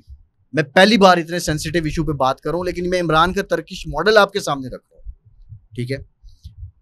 तीसरा फैक्टर हमारे जो अहले हदीस भाई हैं या वहाबी मकतबा फ़िक्र हैं, उनके लिए इय्याका नअबुदु व इय्याका नस्तईन, क्योंकि उनके वो ज़्यादा फोकस करते हैं बिल्कुल 2+2=4 कुरान, और फिर कुरान की जो तालीमात हदीस से सामने आती हैं, बाकी वो इन चीज़ों को बिदात समझते हैं जी। बहरहाल उनको कैच करना वो फैक्टर है, इय्याका नअबुदु व इय्याका नस्तईन। अहले तशय्युअ जो हमारी कम्युनिटी है, उनके लिए वाक़या करबला है, फिर इमाम आली मकाम, मेरी आल मेरा सब कुछ, आपकी ज़ात पे कुर्बान हमारा सब कुछ। लेकिन उनके बारे में, उनको उनके नाम पे फिर अल्लामा साजिद नकवी साहब, इनको नाम पे साथ साथ मिलाना और ये बातें करना, तो this is called the Turkish model. आप वो देखें कि उस बंदे ने खुद को कहाँ तक वो लेके गया कि एक एक सेक्ट जो है, एक एक सेक्ट जो है, उस सेक्ट का एक एक पंच लाइन कीवर्ड उठाया, मिलाया, और उनकी जब जलसे में खड़ा होकर बात करेगा तो बरेलवी कहता है यार ये तो साडा बंदा है, देवबंदी कहता है ये साडा बंदा है, अहले तशय्युअ कहता है ये तो हमारा बंदा है, वहाबी कहते हैं हमारा, वो कहते हैं ये तो हमारा है। बात समझ गए? अच्छा, अब दूसरी तरफ है, नौजवानों का क्या है? नौजवान क्या पसंद करते हैं? ग्लैमर, एंजॉय करना, म्यूजिक। जलसे का आगाज तिलावत कलाम पाक से हो रहा है, मजहबी मामला, फाइन। उसके बाद नात भी पढ़ी जा रही है, फाइन। तराना भी बज रहा है, हुब्बुल वतनी भी आ गई। फिर जी अब आएगा इमरान, डिंग डिंग डिंग, नच मजाजन भी होता है उसके ऊपर, नच मजाजन, ये वो जो भी XYZ, म्यूजिक दर म्यूजिक नौजवान एंजॉय करते हैं। कॉलेज का बच्चा, यूनिवर्सिटी का बच्चा, उसको मुफ्त की एक फेस्टिविटी मिल गई है, वो इस चीज को अपील करते हैं। फिर नौजवान क्या, नौजवान का खून गर्म होता है, नौजवान ललकारने में उसको वो पसंद करता है। जब वो ललकारता है, वो अपनी वो जाहिर करना चाहता है कि यार आई हैव समथिंग, मैं बहादुर हूं। फिर ललकारना, ओए ओए यार, ओए वाज नॉट द वर्ड जो इस्तेमाल नहीं होता था माइक के ऊपर। ओए फैशन बन गया, चोर फैशन बन गया, करप्ट फैशन बन गया। दिस इज द मॉडल, ये उसका मॉडल है। और इस मॉडल ने हर सेगमेंट को अपील किया। फिर औरतों की बातें, खवातीन प्लस, देखें कोई माने या ना माने, इमरान सेलिब्रिटी था, वो है। 92 में जितनी उसकी फॉलोइंग थी, या उसके बाद भी मैंने अपनी आंखों से देखा हमारी यूनिवर्सिटी में, ये कोई ज्यादा पुरानी बात नहीं है, कोई 14-15 साल पहले हम यूनिवर्सिटी में थे, एक इवेंट में ये आए, मैंने अपनी यूनिवर्सिटी के अंदर वो खवातीन इमरान खान पे लपकते देखी कि जिनके बारे में मैं सोच भी नहीं सकता था। उसको वो लोगों का क्रश था। फिर वो उस टर्किश मॉडल के अंदर एक क्रश वाला फैक्टर भी है। वो 92 में जिन लोगों का क्रश था, अब now they are 60s 70s। वो जिन का क्रश था, इसने सबको क्रश कर दिया। नहीं, वो 60-70 की हो गई हैं। अब वो घरों में वही डोमिनेट है। खामन बेचारा भी मासूम बन के वही सुनता है जो बेगम साहिबा कह देती हैं। बच्चों को उधर से तड़का मिल रहा है। ये सब चीजें आई, मटेरियल कंडीशंस है ना। हाँ। उसको वो दिखाई दे रहा है। अच्छा, मैं इसमें आपको एक वैल्यू एडिशन करूं। मार्केटिंग में ना, जब हम ब्रांड्स वगैरह की प्रोडक्ट बनाते हैं तो हम एक चीज का खास ख्याल रखते हैं। जब हम किसी प्रोडक्ट को हाउस होल्ड बनाने जाते हैं ना, नीश नहीं बना रहे हम। अब एक प्रोडक्ट होती है जिसको हमने मैसेज में लेके जाना है, एक होती है जिसको हमने नीश क्रिएट करना है थोड़े से सेगमेंट के लिए। जिसको हमने मैसेज में लेके जाना ना, तो सबसे पहले हमारे दिमाग में चीज आती है औरतें और बच्चे, कि इसको औरतों और बच्चों की प्रोडक्ट बनाओ। फिर इमरान खान की बच्चों के साथ तस्वीरें, ये आपके मॉडल का ही पार्ट है। फिर औरतों के साथ जो उसका सलूक दिखाया कि औरतों को केटर किया, और जो उसकी क्रश बनी वो घर में जाके हाउस होल्ड। फिर उन्होंने तो फिर फैसले भी करवाए ना खास मखलूक से, घरों में जाके इतना इन्फ्लुएंस किया उन औरतों ने कि उन्होंने अपने खामंदों को इस बात के ऊपर इन्फोर्स किया कि तुम खान के हक में फैसला दो। फिर मज़ेदार बात कि हमारे मुआशरे में ऐसी वीडियोज़ आई कि मैं इमरान खान के साथ बेडरूम में जाना चाहती हूँ, मेरी अम्मी इमरान खान से शादी करना चाहती हैं, और उससे पूछे एंकर ने कि आपके अब्बू को कोई इतराज़ नहीं? कहता नहीं, उनको कोई, कहती उनको कोई इतराज़ नहीं। प्लांटेड वीडियो थी, जैसी मर्जी थी, मेरे से थी 500 वीडियोस बनवा लें, मैं आपको नवाज शरीफ के बारे में, हाफिज आसिम मुनीर के बारे में, जिसके बारे में कहेंगे बना के दे दूंगा। ये मार्केटिंग का पार्ट है, चला सब कुछ लोगों को दिखाया। तो फैसल भाई, आपका जो टर्किश मॉडल है, ये मेरा नहीं, इमरान का। नहीं, आपने एक्सप्लेन तो आपने किया ना इसको, टर्किश मॉडल को, और आपने टर्किश मॉडल की एग्जांपल देते हुए इमरान खान को एक्सप्लेन किया। बट इसका ऑल्टरनेट क्या है दूसरे पॉलिटिकल लीडर्स के पास? There is no alternative. है एक ऑल्टरनेटिव, जमहूर, कि अगर वो लोगों के पेट के साथ जुड़ जाए ना, उनको नारे देने की बजाय रोटी दे दें, तो शायद मेरे ख्याल से अवाम उनकी बात करेगी।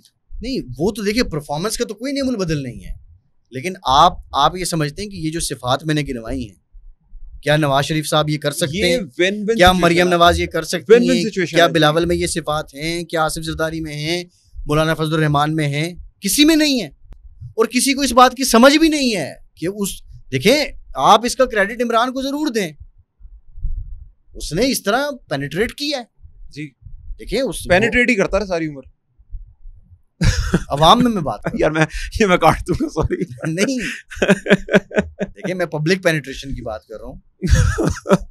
सॉरी यार, वो मैं कहीं और ले गया था, लेकिन पेनिट्रेशन खान साहब का एक खास अमल रहा है। अभी बिली टच आ गया, हाजिरा ने अपनी किताब में लिखा, मैंने पूरी किताब हाजिरा की पढ़ी, मेरा बिलीव हो गया इस किताब के ऊपर। हाजिरा ने मुझे अपनी किताब जी, उन्होंने मुझे किताब भेजी, मैंने वो किताब उनकी पढ़ी। उस किताब के अंदर मैंने 50 सफ़े पढ़े, उसके बाद आगे मैं पढ़ नहीं सका। वो बंदा टर्न ऑन हो जाता थोड़ा सा वो किताब पढ़ के। लेकिन खास साहब के वो शी डॉग के साथ किस्सा मैंने पढ़ा, फिर वो बिल्ली टच, आप देखें कि बिल्ली के साथ उनकी कार्रवाई, भाई यार ये I don't want to comment on that, लेकिन मैं एक जनरल बात कर रहा हूँ ऑनेस्टली। वो देखिए, इन बातों को कोई सबूत होता नहीं, मैं बिल्कुल बिलो द बेल्ट बात नहीं करूंगा। मेरा क्रिटिकल टेक्निकल एनालिसिस है कि कैसे खान ने खुद को मार्केट किया और वो अभी तक उसकी मार्केटिंग क्यों जारी है। और वो देखिए, इन सब बातों में हम बहुत ज़्यादा बात करते हैं ना कि सोशल मीडिया है, सब चीज़ें अपनी जगह हैं, लेकिन ग्रास रूट पे वो कैसे इन हुआ, उसने कैसे अपनी जगह बनाई, ये किसी को पता ही नहीं है। और मैं आपको वसूख से कहता हूँ, उसके जो मुखालिफ सियासी लोग हैं, उसके मुखालिफ जो पॉलिटिकल लीडर्स हैं, उनको पता ही नहीं होगा कि इमरान खान की स्ट्रेटजी क्या है। उसके लिए जरूरी ये है, वो एक ब्रांड था, उस पे अरबों रुपया लगा ब्रांड्स का, उसको पता मार्केट पेनिट्रेशन कैसी होती है, ब्रांड बिल्डिंग कैसी होती है, ब्रांड परसेप्शन कैसे क्रिएट होती है, ब्रांड पोजीशनिंग कैसी होती है। वो इसका गुरु है और उसके साथ मुकाबला कर रहे हैं ये लोग, उसको बता रहे हैं, उसको समझा रहे हैं। इमरान खान को एक टर्किश मॉडल के साथ जोड़ा, मैं बहुत कन्विंस्ड हूँ इस बात के ऊपर, क्योंकि लॉजिकल फैक्ट्स के ऊपर आपने सारी बात की। अच्छा, मैं भी इसमें 2 वैल्यूज ऐड करूंगा। आपने बताया कि इमरान खान एक ऐसी दुकान है जिसके अंदर देवबंदी, शिया, बरेलवी, सारों के लिए उसने कुछ ना कुछ रखा है। अब कुछ ऐसे हैं, अगर हम पाकिस्तान से बाहर देखें तो कुछ ऐसी कम्युनिटीज भी हैं कि जिन पे रिजर्वेशन है मुस्लिम्स को, और तमाम सेक्ट्स को हैं, जैसे वो भी उनके साथ, जैसे कि वो डॉक्टर आतिफ कादियानी कम्युनिटी के लिए डॉक्टर आतिफ रखे हुए हैं उन्होंने। इस तरह के काफी लोग हैं। Exactly you can say, but we should pause on. अच्छा, मैं फैसल भाई, मैं आपको ना आपके इस मॉडल के अंदर 2 बातें ऐड करूंगा कि हर चीज के लिए उनके पास एक खास दुकान है और वहां से वो सौदा बेच रहे हैं। अच्छा, अगर आप मैक्सिको की मिसाल लेना, तो मैक्सिको में जो कोक का टिन है ना, उससे चर्चेज हैं जो कोक से बैप्टाइज करते हैं, ठीक है, कोक से नहाते हैं, वो रोजाना उठते हैं, सुबह पैसे मांगते हैं और अपने खुदा को जाके कोक का टिन चढ़ा देते हैं। ये आप गूगल पे कर सकते हैं कि रिलीजियस ड्रिंक ऑफ मैक्सिको। वो क्या किया कोक ने वहां पर कुछ चर्चेस के अंदर उसको स्पॉन्सर किया कोक को, क्योंकि ब्रांड जो होता है ना, वो रिलीजियस एंटिटी बिल्ड कर देता है। तो मैं आपके इवेंट के साथ इसको जोड़ूंगा जो आपने टर्की वाला बताया। वहां पर कोक ने ऐसे किया कि लोगों को कोक के टिन देना शुरू किए, लोगों को लगा जी खुदा का मशरूब है, खुदा की तरफ से हमें मिल रहा है, सर्टेन टाइम के लिए उनको दिया, उनको एडिक्ट किया उसके साथ, फिर आहिस्ता आहिस्ता उन्होंने देना बंद कर दिया। क्या हुआ, अब वो सुबह उठते हैं, पैसे मांगते हैं, टिन खरीदते हैं, जाके खुदा को चढ़ाते हैं, सेल चल रही है, और वहां पर फिर उन्होंने कहा जी कि रिलीजियस ड्रिंक है, इससे आप हील हो सकते हैं, तो वो बैप्टाइज कर रहे हैं, उनको जख्म आता है तो ऊपर कोक फेंकते हैं। तो कोका कोला को, जो कि एक इंसानी बनाई हुई प्रोडक्ट है, उन्होंने नाउजुबिल्ला खुदा का मशरूब का दर्जा दे दिया। तो ब्रांड्स के अंदर, मार्केटिंग के अंदर किसी चीज को खुदा के करीब पोजीशन करना, नाउजुबिल्ला, मेरे मुंह में खाक, मुश्किल नहीं है, आप उसको जोड़ सकते हैं। इमरान खान ने ऐसी बहुत सी मिसालें दी, अल्लाह मेरी नबियों वाली ट्रेनिंग करवा रहा है, ठीक है, अल्लाह ने नबियों के साथ ये किया, मैं भी ये कर रहा हूँ, जिसमें उसे बोला, अपने आप को बस नबूवत के दावे नहीं किए, इस्लामिक टच की बात की उन्होंने। अब इस्लामिक टच के ऊपर है, खैर ये तो एक पूरी डिबेट है और मेरा अपना थीसिस है कि मुझे लगता है कि इमरान खान ने मैक्सिको का ये वाला मॉडल अपनाया, लोगों को बताया कि मैं खुदा का खास उतारा हुआ बंदा हूँ, बेशक मैं प्ले बॉय था, और उसको चेंज किया। जिस तरह इंडिया के अंदर शाह ने बुक लिखी मोदी के ऊपर का, किस तरीके से बीजेपी ने फ्रॉम चाय वाला टू पीएम, अगर आपको मौका मिले जिंदगी में आप पढ़िएगा वो, किस तरीके से उसने ब्रांडिंग की, किस तरीके से लोगों को पागल बनाया उन्होंने। प्लांटेड तस्वीरें कि मोदी पानी के अंदर जा रहा है और पानी के अंदर जाके भगवान को सजदा कर रहा है इलेक्शन से पहले, और अभी उसका रिजल्ट आया, लेकिन इसका कुछ नेगेटिव फॉल बैक होगा, क्योंकि मेरे अकॉर्डिंग कि जब आप सर्टन रिलीजियस सेंटिमेंट्स को प्रोवोक करते हैं ना, तो सोसाइटी में एग्रेशन आता है बहुत ज्यादा। जिस तरह इमरान खान के बाद पाकिस्तान में छोटी सी बात अगर किसी को समझ नहीं आई या जो किसी के इस्लाम पे पूरी नहीं उतरी तो वो आग लगा देता, वो उसको कहता भाई मैं तुम्हें जला दूंगा। मुझे नहीं, देखिए अभी इसका ये सिस्टम चलेगा, उसकी रीजन क्या है? ऑल्टरनेटिव नहीं है। अच्छा, मैं इसमें अब आप देखें नवाज शरीफ की ब्रांडिंग पोजीशन क्या है? वो सिर्फ मरियम नवाज की कि मैं मुहर्रम के बाद एक्टिव हो जाऊंगा। इस्लामिक टच के ऊपर इस पे आप क्या वैल्यू एडिशन दे सकते हैं, क्योंकि सेंसिटिव बात है। मैंने नहीं की, आपने नहीं की। सनम जवेद साहिबा के वालिद साहब मेरे पास आए थे, तशरीफ लेके आए थे, और वो टोटल चेंज थे इमरान खान के बारे में, गालियां देते थे, माँ बहन की गालियां, उन्होंने लिटरली उनका बस नहीं चल रहा था, रो रहे थे कि मेरा घर बर्बाद किया, मेरी बेटियां बर्बाद कर दी, रात के 2-2 बजे ज़मान पाक रहती हैं। उन्होंने इवन को मैंने उनको क्लिप सुनाया, डॉक्टर आसमीन राशिद ने बोला कि इन लड़कियों ने माहौल गंदा कर दिया यहाँ का, तो वो बाप थे, उन्होंने कवर करने के लिए कह दिया कि अब वो बड़ा प्यार करती हैं, ये वो। खैर मुनाफिकत की एक वो हद थी, राशमीन साहबा ने की होगी। उन्होंने भी बोला है कि मेरी बेटी को नाउज़ुबिल्लाह, मुझे माफ़ करें, ख्वाब में नबी करीम सल्लल्लाहु अलैहि वसल्लम की बशारत हुई है। उन्होंने भी एक स्टेटमेंट दी है। अब वो एक रिलीजियस टच लेके आ रहे हैं उस खातून के साथ जो माँ बहन की गंदी गालियां देती थी, उसकी प्रोफाइल ही गालियों की है, ना कोई एजुकेशनल लेवल है ना कुछ है उसकी जिंदगी में। अब उन्होंने नबी करीम सल्लल्लाहु अलैहि वसल्लम की बशारत करवा दी उनको भी। फिलहाल मेरा क्वेश्चन ये है कि ये इतनी बड़ी बातें कैसे करने लग गए हैं? क्या नबी करीम सल्लल्लाहु अलैहि वसल्लम और पूरी दुनिया के अंदर और लोग हैं वो ख्वाबों में आके मैसेज दे रहे हैं पाकिस्तान के ऊपर? पाकिस्तान बना वाहिद मुल्क इस्लाम के नाम पे, अवाम मर गई इस मुल्क के अंदर। ये जी पाकिस्तान खुदा का मोज़ा है, इस मोज़े के अंदर अवाम के पास 2 टाइम की रोटी नहीं है, यहाँ पर सियासी एग्रेशन चला हुआ है, और जो खुदा के मोज़े नहीं थे वो उन मुल्कों में तरक्कियाँ हो रही हैं, नौजवान इंजॉय कर रहे हैं। मैं अपना कथारसिस यहाँ पर रिकॉर्ड करवाऊंगा।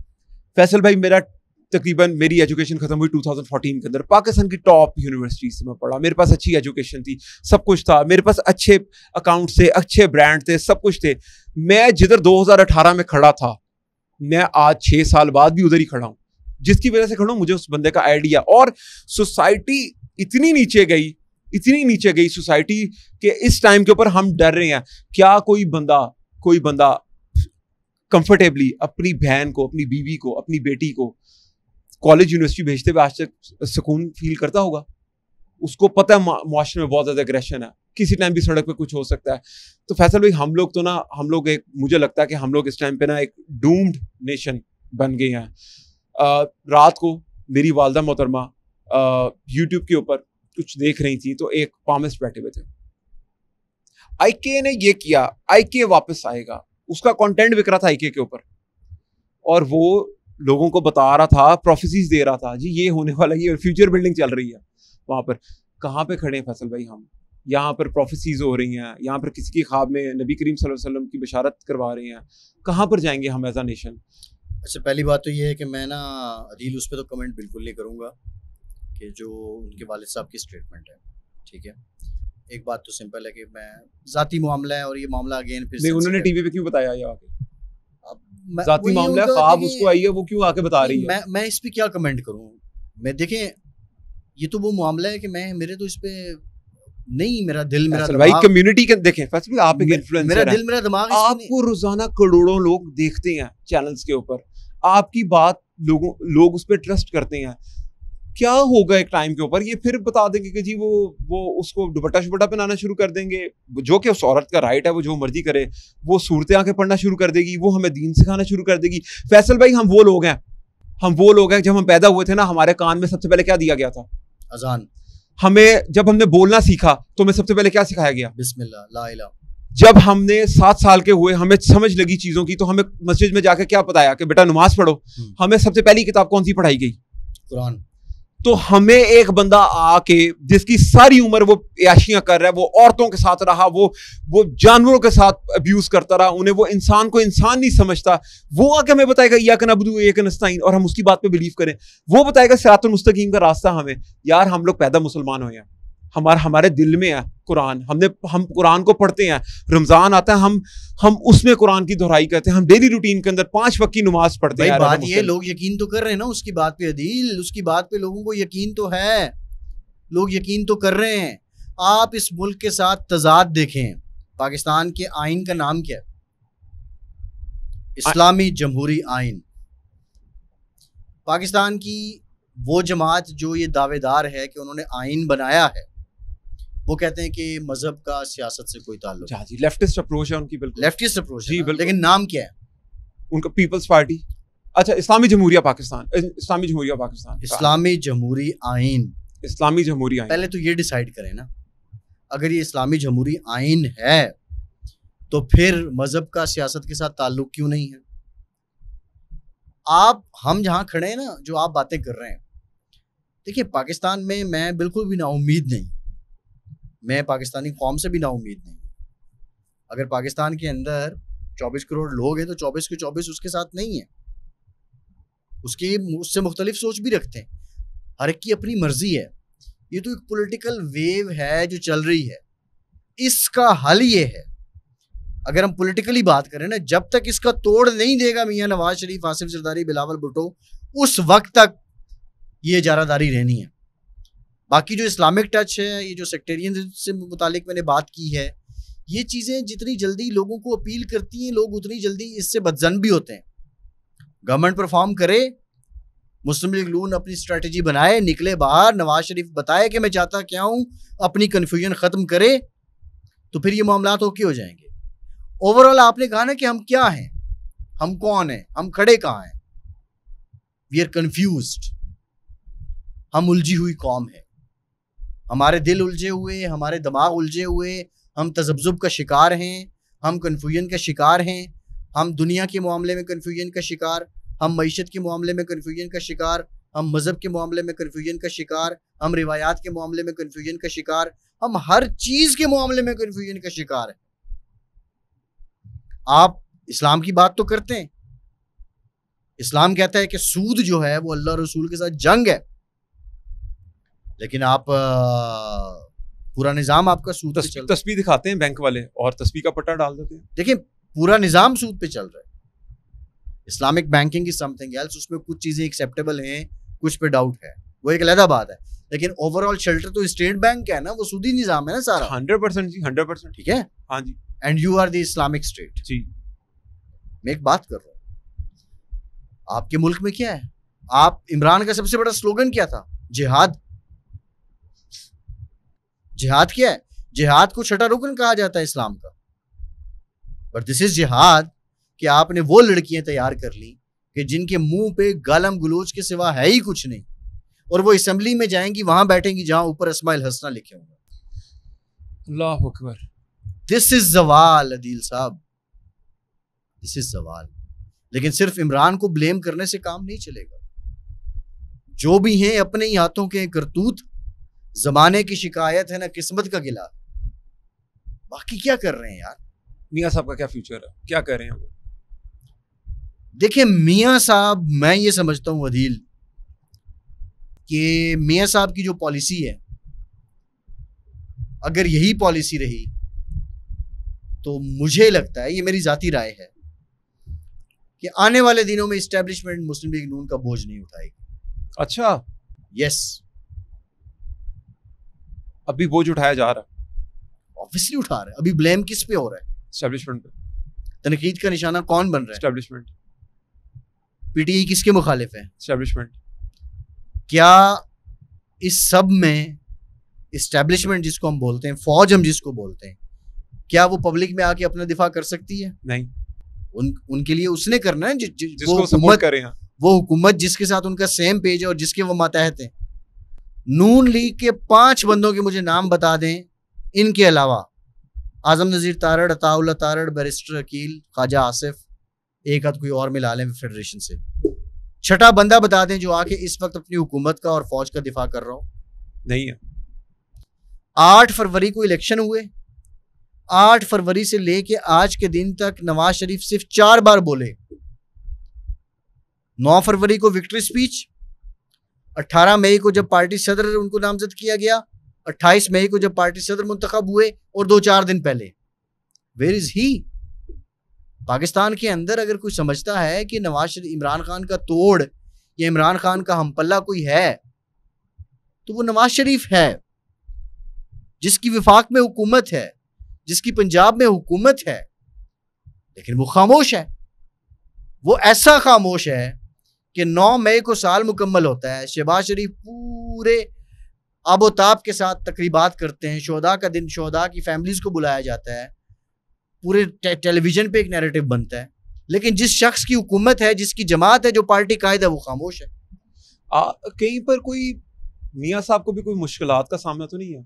क्या मुश्किलात है? मैं इसमें एक चीज़ एडिशन करूँ, अगर मेरा अपना कथारसिस है, आई मे बी रॉन्ग, लेकिन मुझे लगता है मैं 90% उसमें ठीक हूँ। मैंने कुछ दोस्तों से, हम ख्याल दोस्तों से मैंने बात की, मैंने कहा यार आप डिजिटल के ऊपर बहुत वीक हैं, तो why don't you use Nawaz Sharif on digital? ये उस टाइम पे उनका ना ट्विटर का अकाउंट भी नहीं बना था उस टाइम पे जब मैंने बात की। उन्होंने कहा जी मियां साहब को क्या पता, फेसबुक का आगे तो टेक्नोलॉजी है वो। मैं He was right। अच्छा नहीं, मैं बताता हूँ, इमरान खान पे जब आपने टीवी बैन किया तो वो कहाँ पर आया? सोशल मीडिया पे। क्या करता था रात 8 बजे? वीलॉग देता था आपको। तो इमरान खान को क्या, आपको क्या लगता है कि इमरान खान सोशल मीडिया का बंदा? He is। नहीं, इमरान खान को पता है फेसबुक की पॉलिसीज क्या? इमरान खान को पता है यूट्यूब के 1000 लीडर को ये नहीं पता होता। नहीं हाँ, तो नवाज शरीफ को भी नहीं पता होगा ना ये वाली बात। लेकिन ये बेसिक सवाल है। मैं आपसे जो बात करने लगा हूँ, मैं इस बात पे कन्विंस्ड हूँ और मैं हक में बात कर रहा हूँ कि इमरान खान स्ट्रेटेजी देता है डिजिटल मीडिया की, उसके ऊपर वो काम करते हैं, वो कामयाब रहते हैं। अभी भी वो जेल से स्ट्रेटेजी दे रहा है, कुछ ना कुछ 50% ट्वीट कर रहा है, 1971 वाले अच्छा ट्वीट चल रहा है, उसकी स्ट्रेटेजी है। अब यहाँ पे प्रॉब्लम क्या, जब कहते हैं ना जी मियाँ साहब से, उन्होंने कहा यार कोई स्ट्रेटेजी के ऊपर बात करें, कोई हम प्रेजेंटेशन दें स्ट्रेटेजी के ऊपर कि मुस्लिम लीग नून की या हुकूमत की स्ट्रेटेजी क्या होनी चाहिए। मैंने कहा भाई मियाँ नवाज शरीफ के जाके पैर पकड़ो, उससे जाके को मियाँ साहब खुदा के वास्ते हमें बताएं कि हम सोशल मीडिया की स्ट्रेटेजी क्या बनाएं। तो मेरी शक्ल देखे, मैंने कहा देख भाई वो 3 दफा का वजीर आजम है, he knows how to connect with the people. वो मार्केटिंग में फिलिप कॉप्टर कहता है creation and identification of needs and want is known as marketing. Creation and identification किसकी? आपकी और मेरी नहीं, अवाम की। नवाज शरीफ को पता है अवाम की जरूरत है क्या, वो आपको बताएगा बेटा मेरी बात सुनो, ये कंटेंट बिकेगा अवाम के अंदर, ये कंटेंट बिकेगा अवाम के अंदर। मेरी बात को समझे। पहली बात तो ये है ना कि नवाज शरीफ जो विफाक में शहबाज शरीफ की गवर्नमेंट है, क्या उसको ऑन करते हैं? मुस्लिम लीग नून 20 साल पुरानी पॉलिटिक्स कर रही है, ओल्ड स्कूल 100%। 6 फरवरी को करोड़ों रुपए लगा के अखबारों में इश्तिहार देने की कोई जरूरत नहीं थी। यही पैसा सोशल मीडिया पे लगा होता तो कम से कम, मैं ज्यादा तो नहीं कहता, 5 सीटें इनकी ज्यादा हो जाती। छोटा सा कथारसिस। मेरा मुस्लिम लीग नून पे कोई कथारसिस नहीं, मैं करूं कथारसिस कर रहा हूं, मैं सिर्फ आपको एक प्रोफेशनल ओपिनियन दे रहा हूं, कथारसिस देता हूं। मैंने जो बात की थी ना अदील, मैंने जो आपसे गुजारिश की थी कि वाई एस्टैब्लिशमेंट आने वाले दिनों में शायद नवाज शरीफ का बोझ ना उठा सके। एस्टैब्लिशमेंट को क्या मिल रहा है यार इस हुकूमत को सपोर्ट करके? लेकिन कुछ इकोनॉमिकली परफॉर्म इन्होंने करना है, सोशली परफॉर्म इन्होंने करना है, मैसेज को इन्होंने एंगेज करना है। कैसे परफॉर्म करेंगे सोशली यार, कैसे करेंगे सोशली परफॉर्म? जिस मुल्क के अंदर 22 तारीख को अर्थ डे की कैंपेन हो 15 करोड़ रुपए की डिजिटल की, और जो हुकूमत का अपना जो डिजिटल इन्फ्लुएंसर है उसको पता भी ना हो। हुकूमत के इन्फ्लुएंसर्स की ट्वीट्स एक एडवर्टाइजिंग एजेंसी, एक डिजिटल एजेंसी फॉरेन मिनिस्ट्री को पुट कर रही है और उसके पैसे ले रही है, उस इन्फ्लुएंसर को पता ही नहीं है। जिस टाइम के ऊपर पैसे बांटने थे 100 दिन की हुकूमत के, आपने पैसे बांटे उन इन्फ्लुएंसर्स को जो आपके खिलाफ नेगेटिव कैंपेन करते रहे सारी उम्र। आपने 35-35 लाख रुपया दिया एक बंदे को। एक मियाँ बीवी तो 60-70 लाख रुपया ले गए किसी के अकॉर्डिंग, जिसको 35 लाख रुपया दिया, जिसने आपके खिलाफ एसी वाले कमरे में बैठ के कहा कि जी मैं एसी वाले कमरे में बैठो जुनैद अकरम, मैं माफी मांगता हूँ अवाम से, मुझे हालात का नहीं पता था। अब वो आपको गंदा कर रहा है, आपको सड़कों पे लेके आ रहा है। क्या है ये? नहीं 20 साल पुरानी पॉलिटिक्स। मैं अब आपको बता, नहीं मेरा क्वेश्चन आप सुन ले, मेरा आपसे क्वेश्चन सुन ले। एक बंदा आपको आपकी वीडियो बनाई, उसने आपकी तारीफें की, उसको पकड़ लिया सारों ने कि भाई तू गलत कर रहा है, उसने माफी मांगी, उसने कहा कि जी ये पैसा मैं डोनेट कर रहा हूँ अपनी लाइब्रेरी को, यानी कि पैसा उसने बाहर नहीं जाने दिया। अच्छा, अब मैं हुकूमत का बंदा था, मैंने पैसे दिए थे, मैं जाता उसके पास, कहता भाई तेरे से मेरी डील हुई थी ब्रांड एंडोर्समेंट की, हमारे पैसे वापस कर। यार दिल देखिए, वो सुन तो ले, वो टेक्निकल बातें, मैं इसको जरा नहीं, मैं आपको लार्जेस्ट उसका सिंपल तरीका ये था कि वो एजेंसी के थ्रू जाते, एजेंसी उससे कॉन्ट्रैक्ट करती, उसको बाउंड करती, काम हो जाता। आप इंडिविजुअली पैसे लोगों की जेबों में डालेंगे तो यही होगा ना। नहीं, एजेंसी नहीं दी है पैसे, अगर एजेंसी ने दिए तो उसने कॉन्ट्रैक्ट किया होगा, अब क्यों उसको सू करे लीगली। तो मैं अब आपको बताने तो लोगों क्यों नहीं कर सकती सू, आपको खबरी तो दे रहा हूँ, क्यों नहीं कर सकती सू। मैं एजेंसीज का आदमी हूँ, मैंने आपकी एडवर्टाइजिंग एजेंसी है, कौन सी एजेंसी? अब एडवर्टाइजिंग एजेंसी की बात कर रहा हूँ। मैंने आपको कहा यार फैसल भाई आप जुनेद अकरम को ये एड हायर करें, आप जुनेद के पास गए कि मैं गवर्नमेंट की तरफ से मेरे पास कैंपेन है आप करोगे, उसने कहा जी पैसे इतने लूंगा मैं करूंगा। अब क्या हुआ, मैंने एज अ हुकूमत आपके साथ डील बनाई 15% की, और ऑब्वियसली बात है कुछ और भी मैंने बनाया, मैंने फाइल गंदी की, फिर जुनेद के पास जब फाइल गई तो जुनेद ने फाइल और गंदी की, जुनेद के भी नॉलेज में रहा क्योंकि वो भी श्रूड आदमी है, उसको भी पता किसने कितना कितना खाया। अब अगर मैं जुनेद को जाके कहूंगा ना पैसे वापस कर, तूने मुल्क के साथ गद्दारी किया, वो कहेगा तुम क्या कर रहे थे यार, ये देखो ना, एक्सपोज कर देगा आपको। नहीं, this is not the way, transparently काम करो ना। नहीं वो करें क्यों, अब जो मैं बात कर रहा तो नहीं चलेगी हुकूमत यार, ये अलग बात है, लेकिन मैं जो एक लार्जर स्केल पे बात कर रहा था, इस बात को मुस्लिम लीग नून को सीरियस लेना चाहिए। मैं एक छोटी सी आपको मिसाल देता हूँ, मखसूस नशिस्तों का केस चला, सारी पीटीआई जबरदोस्त लगी रही उस पर, इमरान नैब वाले केस में आया लेकिन उसने आके प्रेशराइज इस मामले पे किया, उन्होंने प्रेशराइज किया, और ऐसा फैसला जिसकी पाकिस्तान की तारीख में मिसाल नहीं मिलती, लेने गाजर गए मिल मूली गई, ये ऐसा फैसला है। ये घोड़ों की रेस थी, खोता जिताया, खोता जिताया, जो मर्जी आप मुहावरतन इसको कह लें। वाई 8-5 क्यों हुआ? इसी पे नवाज शरीफ अगर बोलता ना, वो बोलता है लोग सुनते हैं, वो लीडर है। नवाज शरीफ साहब अगर बोलते उस दिन या उससे पहले, तो कम से कम मैं ये तो नहीं कहता कि फैसला बदल जाता, लेकिन ये 8-5 के बजाय 7-6 जरूर हो जाता। यार फैसल भाई इससे आपके मुल्क में आइन और कानून अंधा नहीं होते, नहीं ये बात गलत है। चल पड़ी अब तो। देखिए आइन और कानून अंधे होते हैं, ये मुहावरा पुराना हो गया है। यहाँ पे ये साबित हुआ है कि आइन सोशल मीडिया भी देखता है, प्रोपेगेंडा भी देखता है, अखबार भी पढ़ता है, टीवी भी देखता है, अवामी राय क्या है वो भी देखता है, वो सब चीजें हैं। यहाँ अंधे नहीं है। जो किताब में लिखा है ना आइन की, उसकी कोई जुरिस्डिक्शन नहीं इसको रेफर करती है जो फैसला हुआ है। लेकिन कहाँ थे ये लोग, कहाँ है बाकी लोग? एक अजमा बुखारी अकेली पूरी कैबिनेट में से पंजाब में से आगे बोलती है, बाकी 16-17 मिनिस्टर हैं जो फॉरेन क्वालिफाइड है, काबिल लोग हैं, उनके पोर्टफोलियो हैं, लेकिन कोई नहीं बोलता। मुस्लिम लीग नून वाले आपस में जड़ें काटते हैं एक दूसरे की, भाई एक दूसरे को आगे आने ही नहीं देते। और रीजन क्या है? रीजन ये है कि लीडरशिप नहीं बोलती, लीडरशिप की कोई पॉलिसी ही नहीं है, खौफ है, जान जाती है इनकी प्रेस कॉन्फ्रेंस करते हुए, जान जाती है अवाम में जाते हुए। ऐसे में आप कहते हैं कि टर्किश मॉडल कामयाब नहीं होगा। कौन है? सवाल तो ये ना कि अगर मैं कंसिडर करूं किसी और पॉलिटिकल लीडर को कि वो इमरान का हमपल्ला है, तो वो नवाज शरीफ के अलावा कोई नहीं है। और अगर यही कुछ रहा, क्यों बोझ उठाएगी एस्टेब्लिशमेंट? सवाल तो ये ना कि नवाज शरीफ साहब को शिकवा है मुझे वज़ीर आज़म नहीं बनाया। हुजूर आपने तो वोटर नहीं निकाले, 8 फरवरी को वोटर्स निकालते ना। आप तो इसी बात पे खुश हुए कि साड़ी गल हो गई है। अगलों ने दिन रात एक किया, जैसे भी किया, अपने आप को जिंदा रखा। आपको पता ही नहीं है सोशल मीडिया के एल्गोरिदम्स क्या होते हैं, आपको इस बारे में कुछ इल्म ही नहीं है। आप 20 साल पहले वाली सियासत कर रहे हैं। ये सियासत आज के लोग नहीं मानते। आपको निकलना पड़ेगा, आपको रोज एक स्टोरी देनी पड़ेगी, रोज एक बात करनी पड़ेगी, रोज नैरेटिव को काउंटर करना पड़ेगा, तब जाके आप आएंगे, वरना साल के बाद आपका नामो निशान नहीं होगा। बेशक। फैसल भाई मेरा एक आपसे लास्ट क्वेश्चन है, इंपॉर्टेंट है, इसके ऊपर हम इसको क्लोज करेंगे कि ऑपरेशन गोल्डस्मिथ और यहूदी लॉबी की क्यों सपोर्ट इमरान खान के साथ है? रिलीजियस आइडियोलॉजी पे दुनिया में 2 मुल्क बने हैं। One is Pakistan and second one is Israel.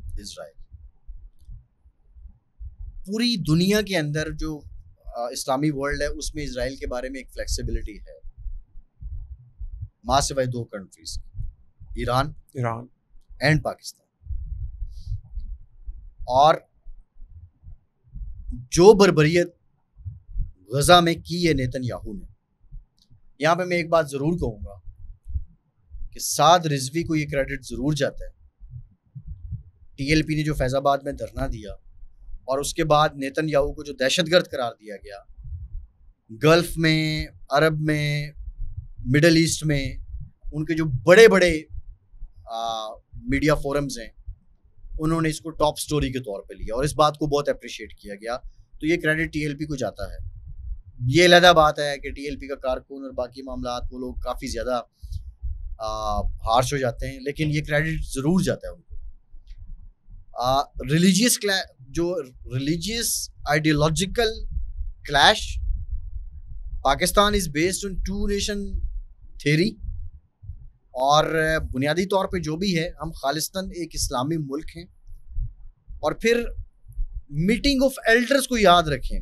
Meeting of elders एक बहुत बड़ा रेफरेंस है अदील, जो 1907 में हुआ, और ये जो कुछ हो रहा है ये इजरायली और वो इल्यूमिनाटी, ये जो भी आप कह लें कि ये सब चीज़ें बाय बुक जो चल रही हैं वैसे ही हैं। पाकिस्तान उनके रास्ते की एक दीवार है जिसको वो हटाने की कोशिश करते हैं, और ये उनका ख्वाब है। Pakistan is the only atomic power. यार हम लाख बुरे हैं, हमारे लाख इख्तलाफात हैं। आपको नून लीग नहीं पसंद होगी, मुझे पीटीआई नहीं होगी, किसी को पीपल्स पार्टी नहीं होगी, कोई शिया होगा, कोई सुन्नी होगा, कोई वहाबी होगा, but when it comes to Pakistan हम भुला देते हैं। चंद लोग हैं जो माहौल गंदा कर रहे हैं। हम पाकिस्तान के झंडे के नीचे हम सब कुछ कुर्बान करने वाले लोग, नो डाउट। हमारी ये नाएं पीछे रह जाती हैं। अब operation Goldsmith social media, digital media के एतबार से आप देखें, इंडिपेंडेंट उर्दू ग्राफिक्स लगाता है, जो बरतानिया का अखबार है, उसका है ना यहाँ पे। हाँ जी, उसकी ब्रांच है। और वो पूरा नेशनल जो आपका पॉलिटिकल डिस्कोर्स है, डिबेट है, उसको भी बदल देता है। जो प्रोपेगेंडा हो रहा है, वाई इजरायली लवर्स आर, ये ब्रैड शर्मन जो है, जो डोनाल्ड लू से जाके मिला है, ये कौन है? वो कहता है सपोर्ट इजराइल। वो वहां पे अमेरिका में आपको क्यों सपोर्ट कर रहे हैं? ये बिना पैसे के तो स्टोरी बीबीसी पे या इकोनॉमिस्ट पे और पता नहीं कहाँ का, यार ये लॉबी होती है। पैसे से मुराद ही नहीं कि आपको पैसे वहां खर्चा देना पड़ता है, आपको लॉबिंग करनी पड़ती है। आप कांग्रेस में जाके करारदाद अपने मुल्क के खिलाफ लेके आ जाते हैं, सेक्रेटरी को बुला के पेश करवा देते हैं। ये ऐसे ही हो जाता है अदील साहब। बिल्कुल जी, बिल्कुल, मैं आपकी बात से एग्री करता हूँ। अच्छा फैसल भाई, इसमें अगर मैं एक चीज और ऐड करूं आपके साथ कि जो अदालती फैसले आ रहे हैं, क्या ये इस टाइम पे इमरजेंसी की राह हमवार कर रहे हैं? अदालती फैसले सिर्फ इमरजेंसी की राह हमवार नहीं कर रहे। पाकिस्तान के अंदर जो देखें, पाकिस्तान को संगीन चैलेंजेस, अगर हमारे हम गुत्थम गुत्था हैं, तो आपका क्या ख्याल है कि भारत जो है वो आराम से बैठा होगा? वो कोई साजिश नहीं कर रहा होगा, वो किसी मौके की तलाश में नहीं होगा। पाकिस्तान में इमरजेंसी की राह हमवार हो रही है। पाकिस्तान में इमरजेंसी की राह आपकी इकोनॉमिक क्राइसिस कर रहे हैं, आपका पॉलिटिकल इंसर्जेंसी कर रही है। मैं पॉलिटिकल इंसर्जेंसी इसको कहूँगा।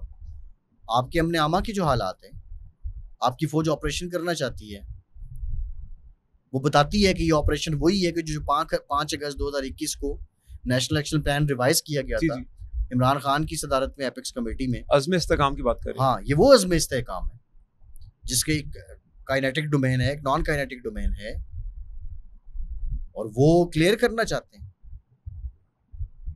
तो हालात तो बन रहे हैं और आइन भी इसकी इजाजत देता है। क्या अल्ताफ हुसैन को माफी मिलेगी? अगर इमरान को माफी मिलनी है तो उसको क्यों नहीं? इमरान से बड़े जुर्म उसका भी बहुत बड़ा है। देखें यहां अब वाई इमरान का जुर्म बहुत बड़ा है। 9 मई का मास्टरमाइंड कौन है? खान साहब। उनके लोग मानते हैं इस बात को? नहीं। वो दलील क्या देते हैं कि वो मास्टरमाइंड क्यों नहीं है? कि वो जेल में थे खुद। हाँ जी। यूं तो जब 9/11 हुआ तो उसामा भी तोरा बोरा में था, वो अमेरिका में तो नहीं था। जब करबला हुआ यजीद तो मैदान जंग में नहीं था। मास्टरमाइंड कब मैदान में होता है? एग्री करता हूं, नो डाउट, ठीक कह रहे हैं। अल्ताफ ने तो नारा लगाया था ना व्हाट ही हैज डन। मैंने बड़ी मुश्किल से वो नरेट किया है, वो बयान किया है कर्नल शेर खान वाली बात। बिल्कुल ठीक है, मैं आपकी बात से एग्री करता हूँ। तो फैसल भाई देखिए एक बात, मैं कराची में रहा हूँ,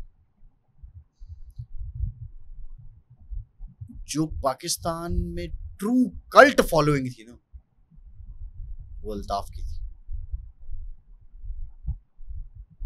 मैंने लोगों को देखा है, इमरान की कोई फॉलोइंग नहीं है, अल्ताफ हुसैन का फॉलोअर उसको बहुत बड़ा रुतबा देता है।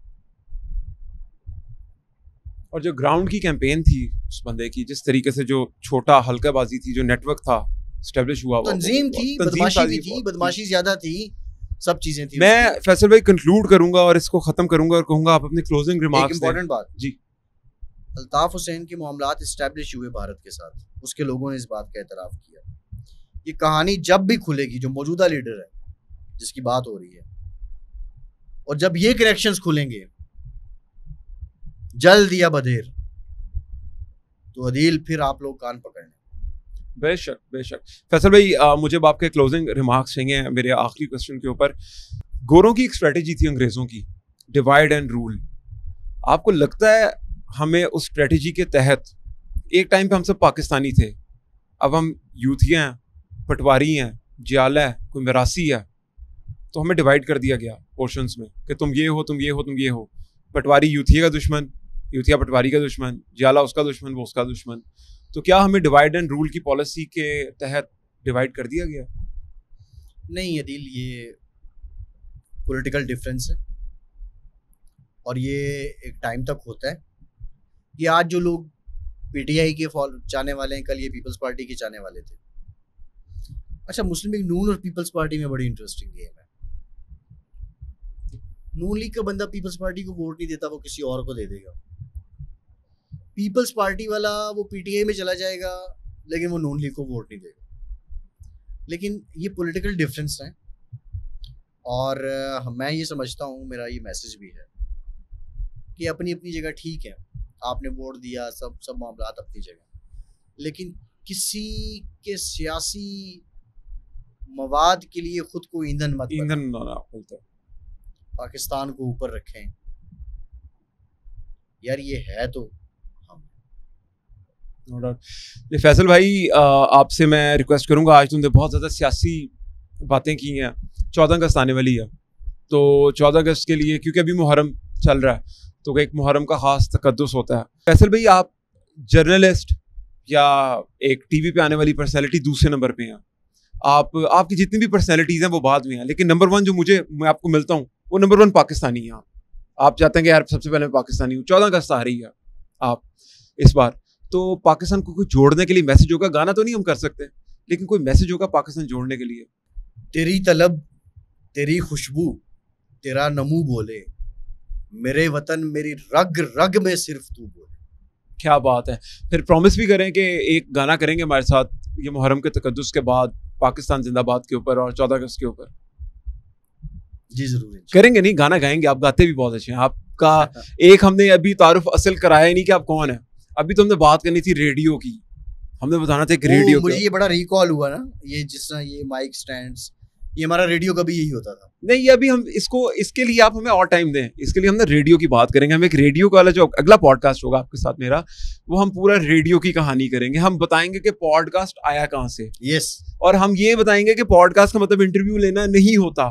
पॉडकास्ट का मतलब होता है कि एक कहानी बयान करना, उसके अंदर म्यूजिक करना, चिट चैट करना, कि लोग 1-1.5 घंटा आपको सुने। तो जो अगला हमारा पॉडकास्ट होगा वो हम टोटली पॉलिटिक्स से दूर जाके हम लोग बताएंगे कि रेडियो से ये चीज़ कैसे स्टेब्लिश हुई, कैमरे लगे, पॉडकास्ट बना, और रेडियो के ऊपर कहानी क्या होती थी। आपसे इंट्रोडक्शन करेंगे, सुबह हुई है, आप बताएंगे सुबह हमने कैसे करनी है। आपको पता है मैंने 2000 रेडियो शोज किए हुए। अरे मुझे आइडिया है ऑब्वियसली। 2000 रेडियो मेरी पहली दरसगाह है, और अगर मैं अपना रेडियो का करियर मिलाऊं तो 18 साल हो गए। क्या बात, आवाज लगाते हुए। क्या बात है। तो फिर हम दोबारा बैठ रहे हैं फैसल भाई, अब कोई 5-7 दिन में आप फ्री हो जाए, दोबारा टाइम निकालें। अभी तो आपने 1 साल बाद हमें टाइम दिया, बहुत ही मुश्किल, तो दोबारा आपके साथ मैंने बैठना है और हम रेडियो को डिस्कस करेंगे और रेडियो से पॉडकास्ट कैसे निकला हम उस पर बात करेंगे। जरूर जरूर, थैंक यू। लेकिन मैं आपका शुक्रगुजार हूँ और आपकी मोहब्बत का शुक्रिया, और हमेशा आप फैसल भाई, मैं आपको काटूंगा और मैं बताऊंगा बहुत से लोगों को, मेरी तरह ना बहुत से लोग थे जो डी ट्रैक थे, जिनके पास काम करने का दिल चाहता था लेकिन उनको प्रॉपर गाइडेंस नहीं थी। देखिए ना, एक बंदा अपने 18 साल का निचोड़ आपको बता दे, या एक बंदा कहता तू बेटा 18 साल लगा और चीज़ें सीख, तो आपने मुझे जो कुछ चीज़ें आपसे मैंने सीखी, ऑब्वियसली आपके 18 साल के तजर्बे से, मीडिया के तजर्बे से सीखी, काम करता रहा मैं चैनल्स के साथ, लेकिन ऑब्वियसली जिस होराइजन में आप थे वो नहीं थे, तो वो बताने का ऑनेस्टी के साथ, हमेशा वो मशवरा देने का कि अगर कोई अच्छी अपॉर्चुनिटी भी आई है तो गाइड करने का, यार ये अवेल कर, इस पे बात कर। तो बहुत शुक्रिया, आप जैसे लोग बहुत कम है पाकिस्तान में जो किसी के लिए इतना पॉजिटिव सोचते हैं। थैंक यू, ये बड़ापन है आपका। नहीं, thank you so much Faisal भाई, बहुत शुक्रिया, दोबारा बैठेंगे। थैंक यू फैसल भाई।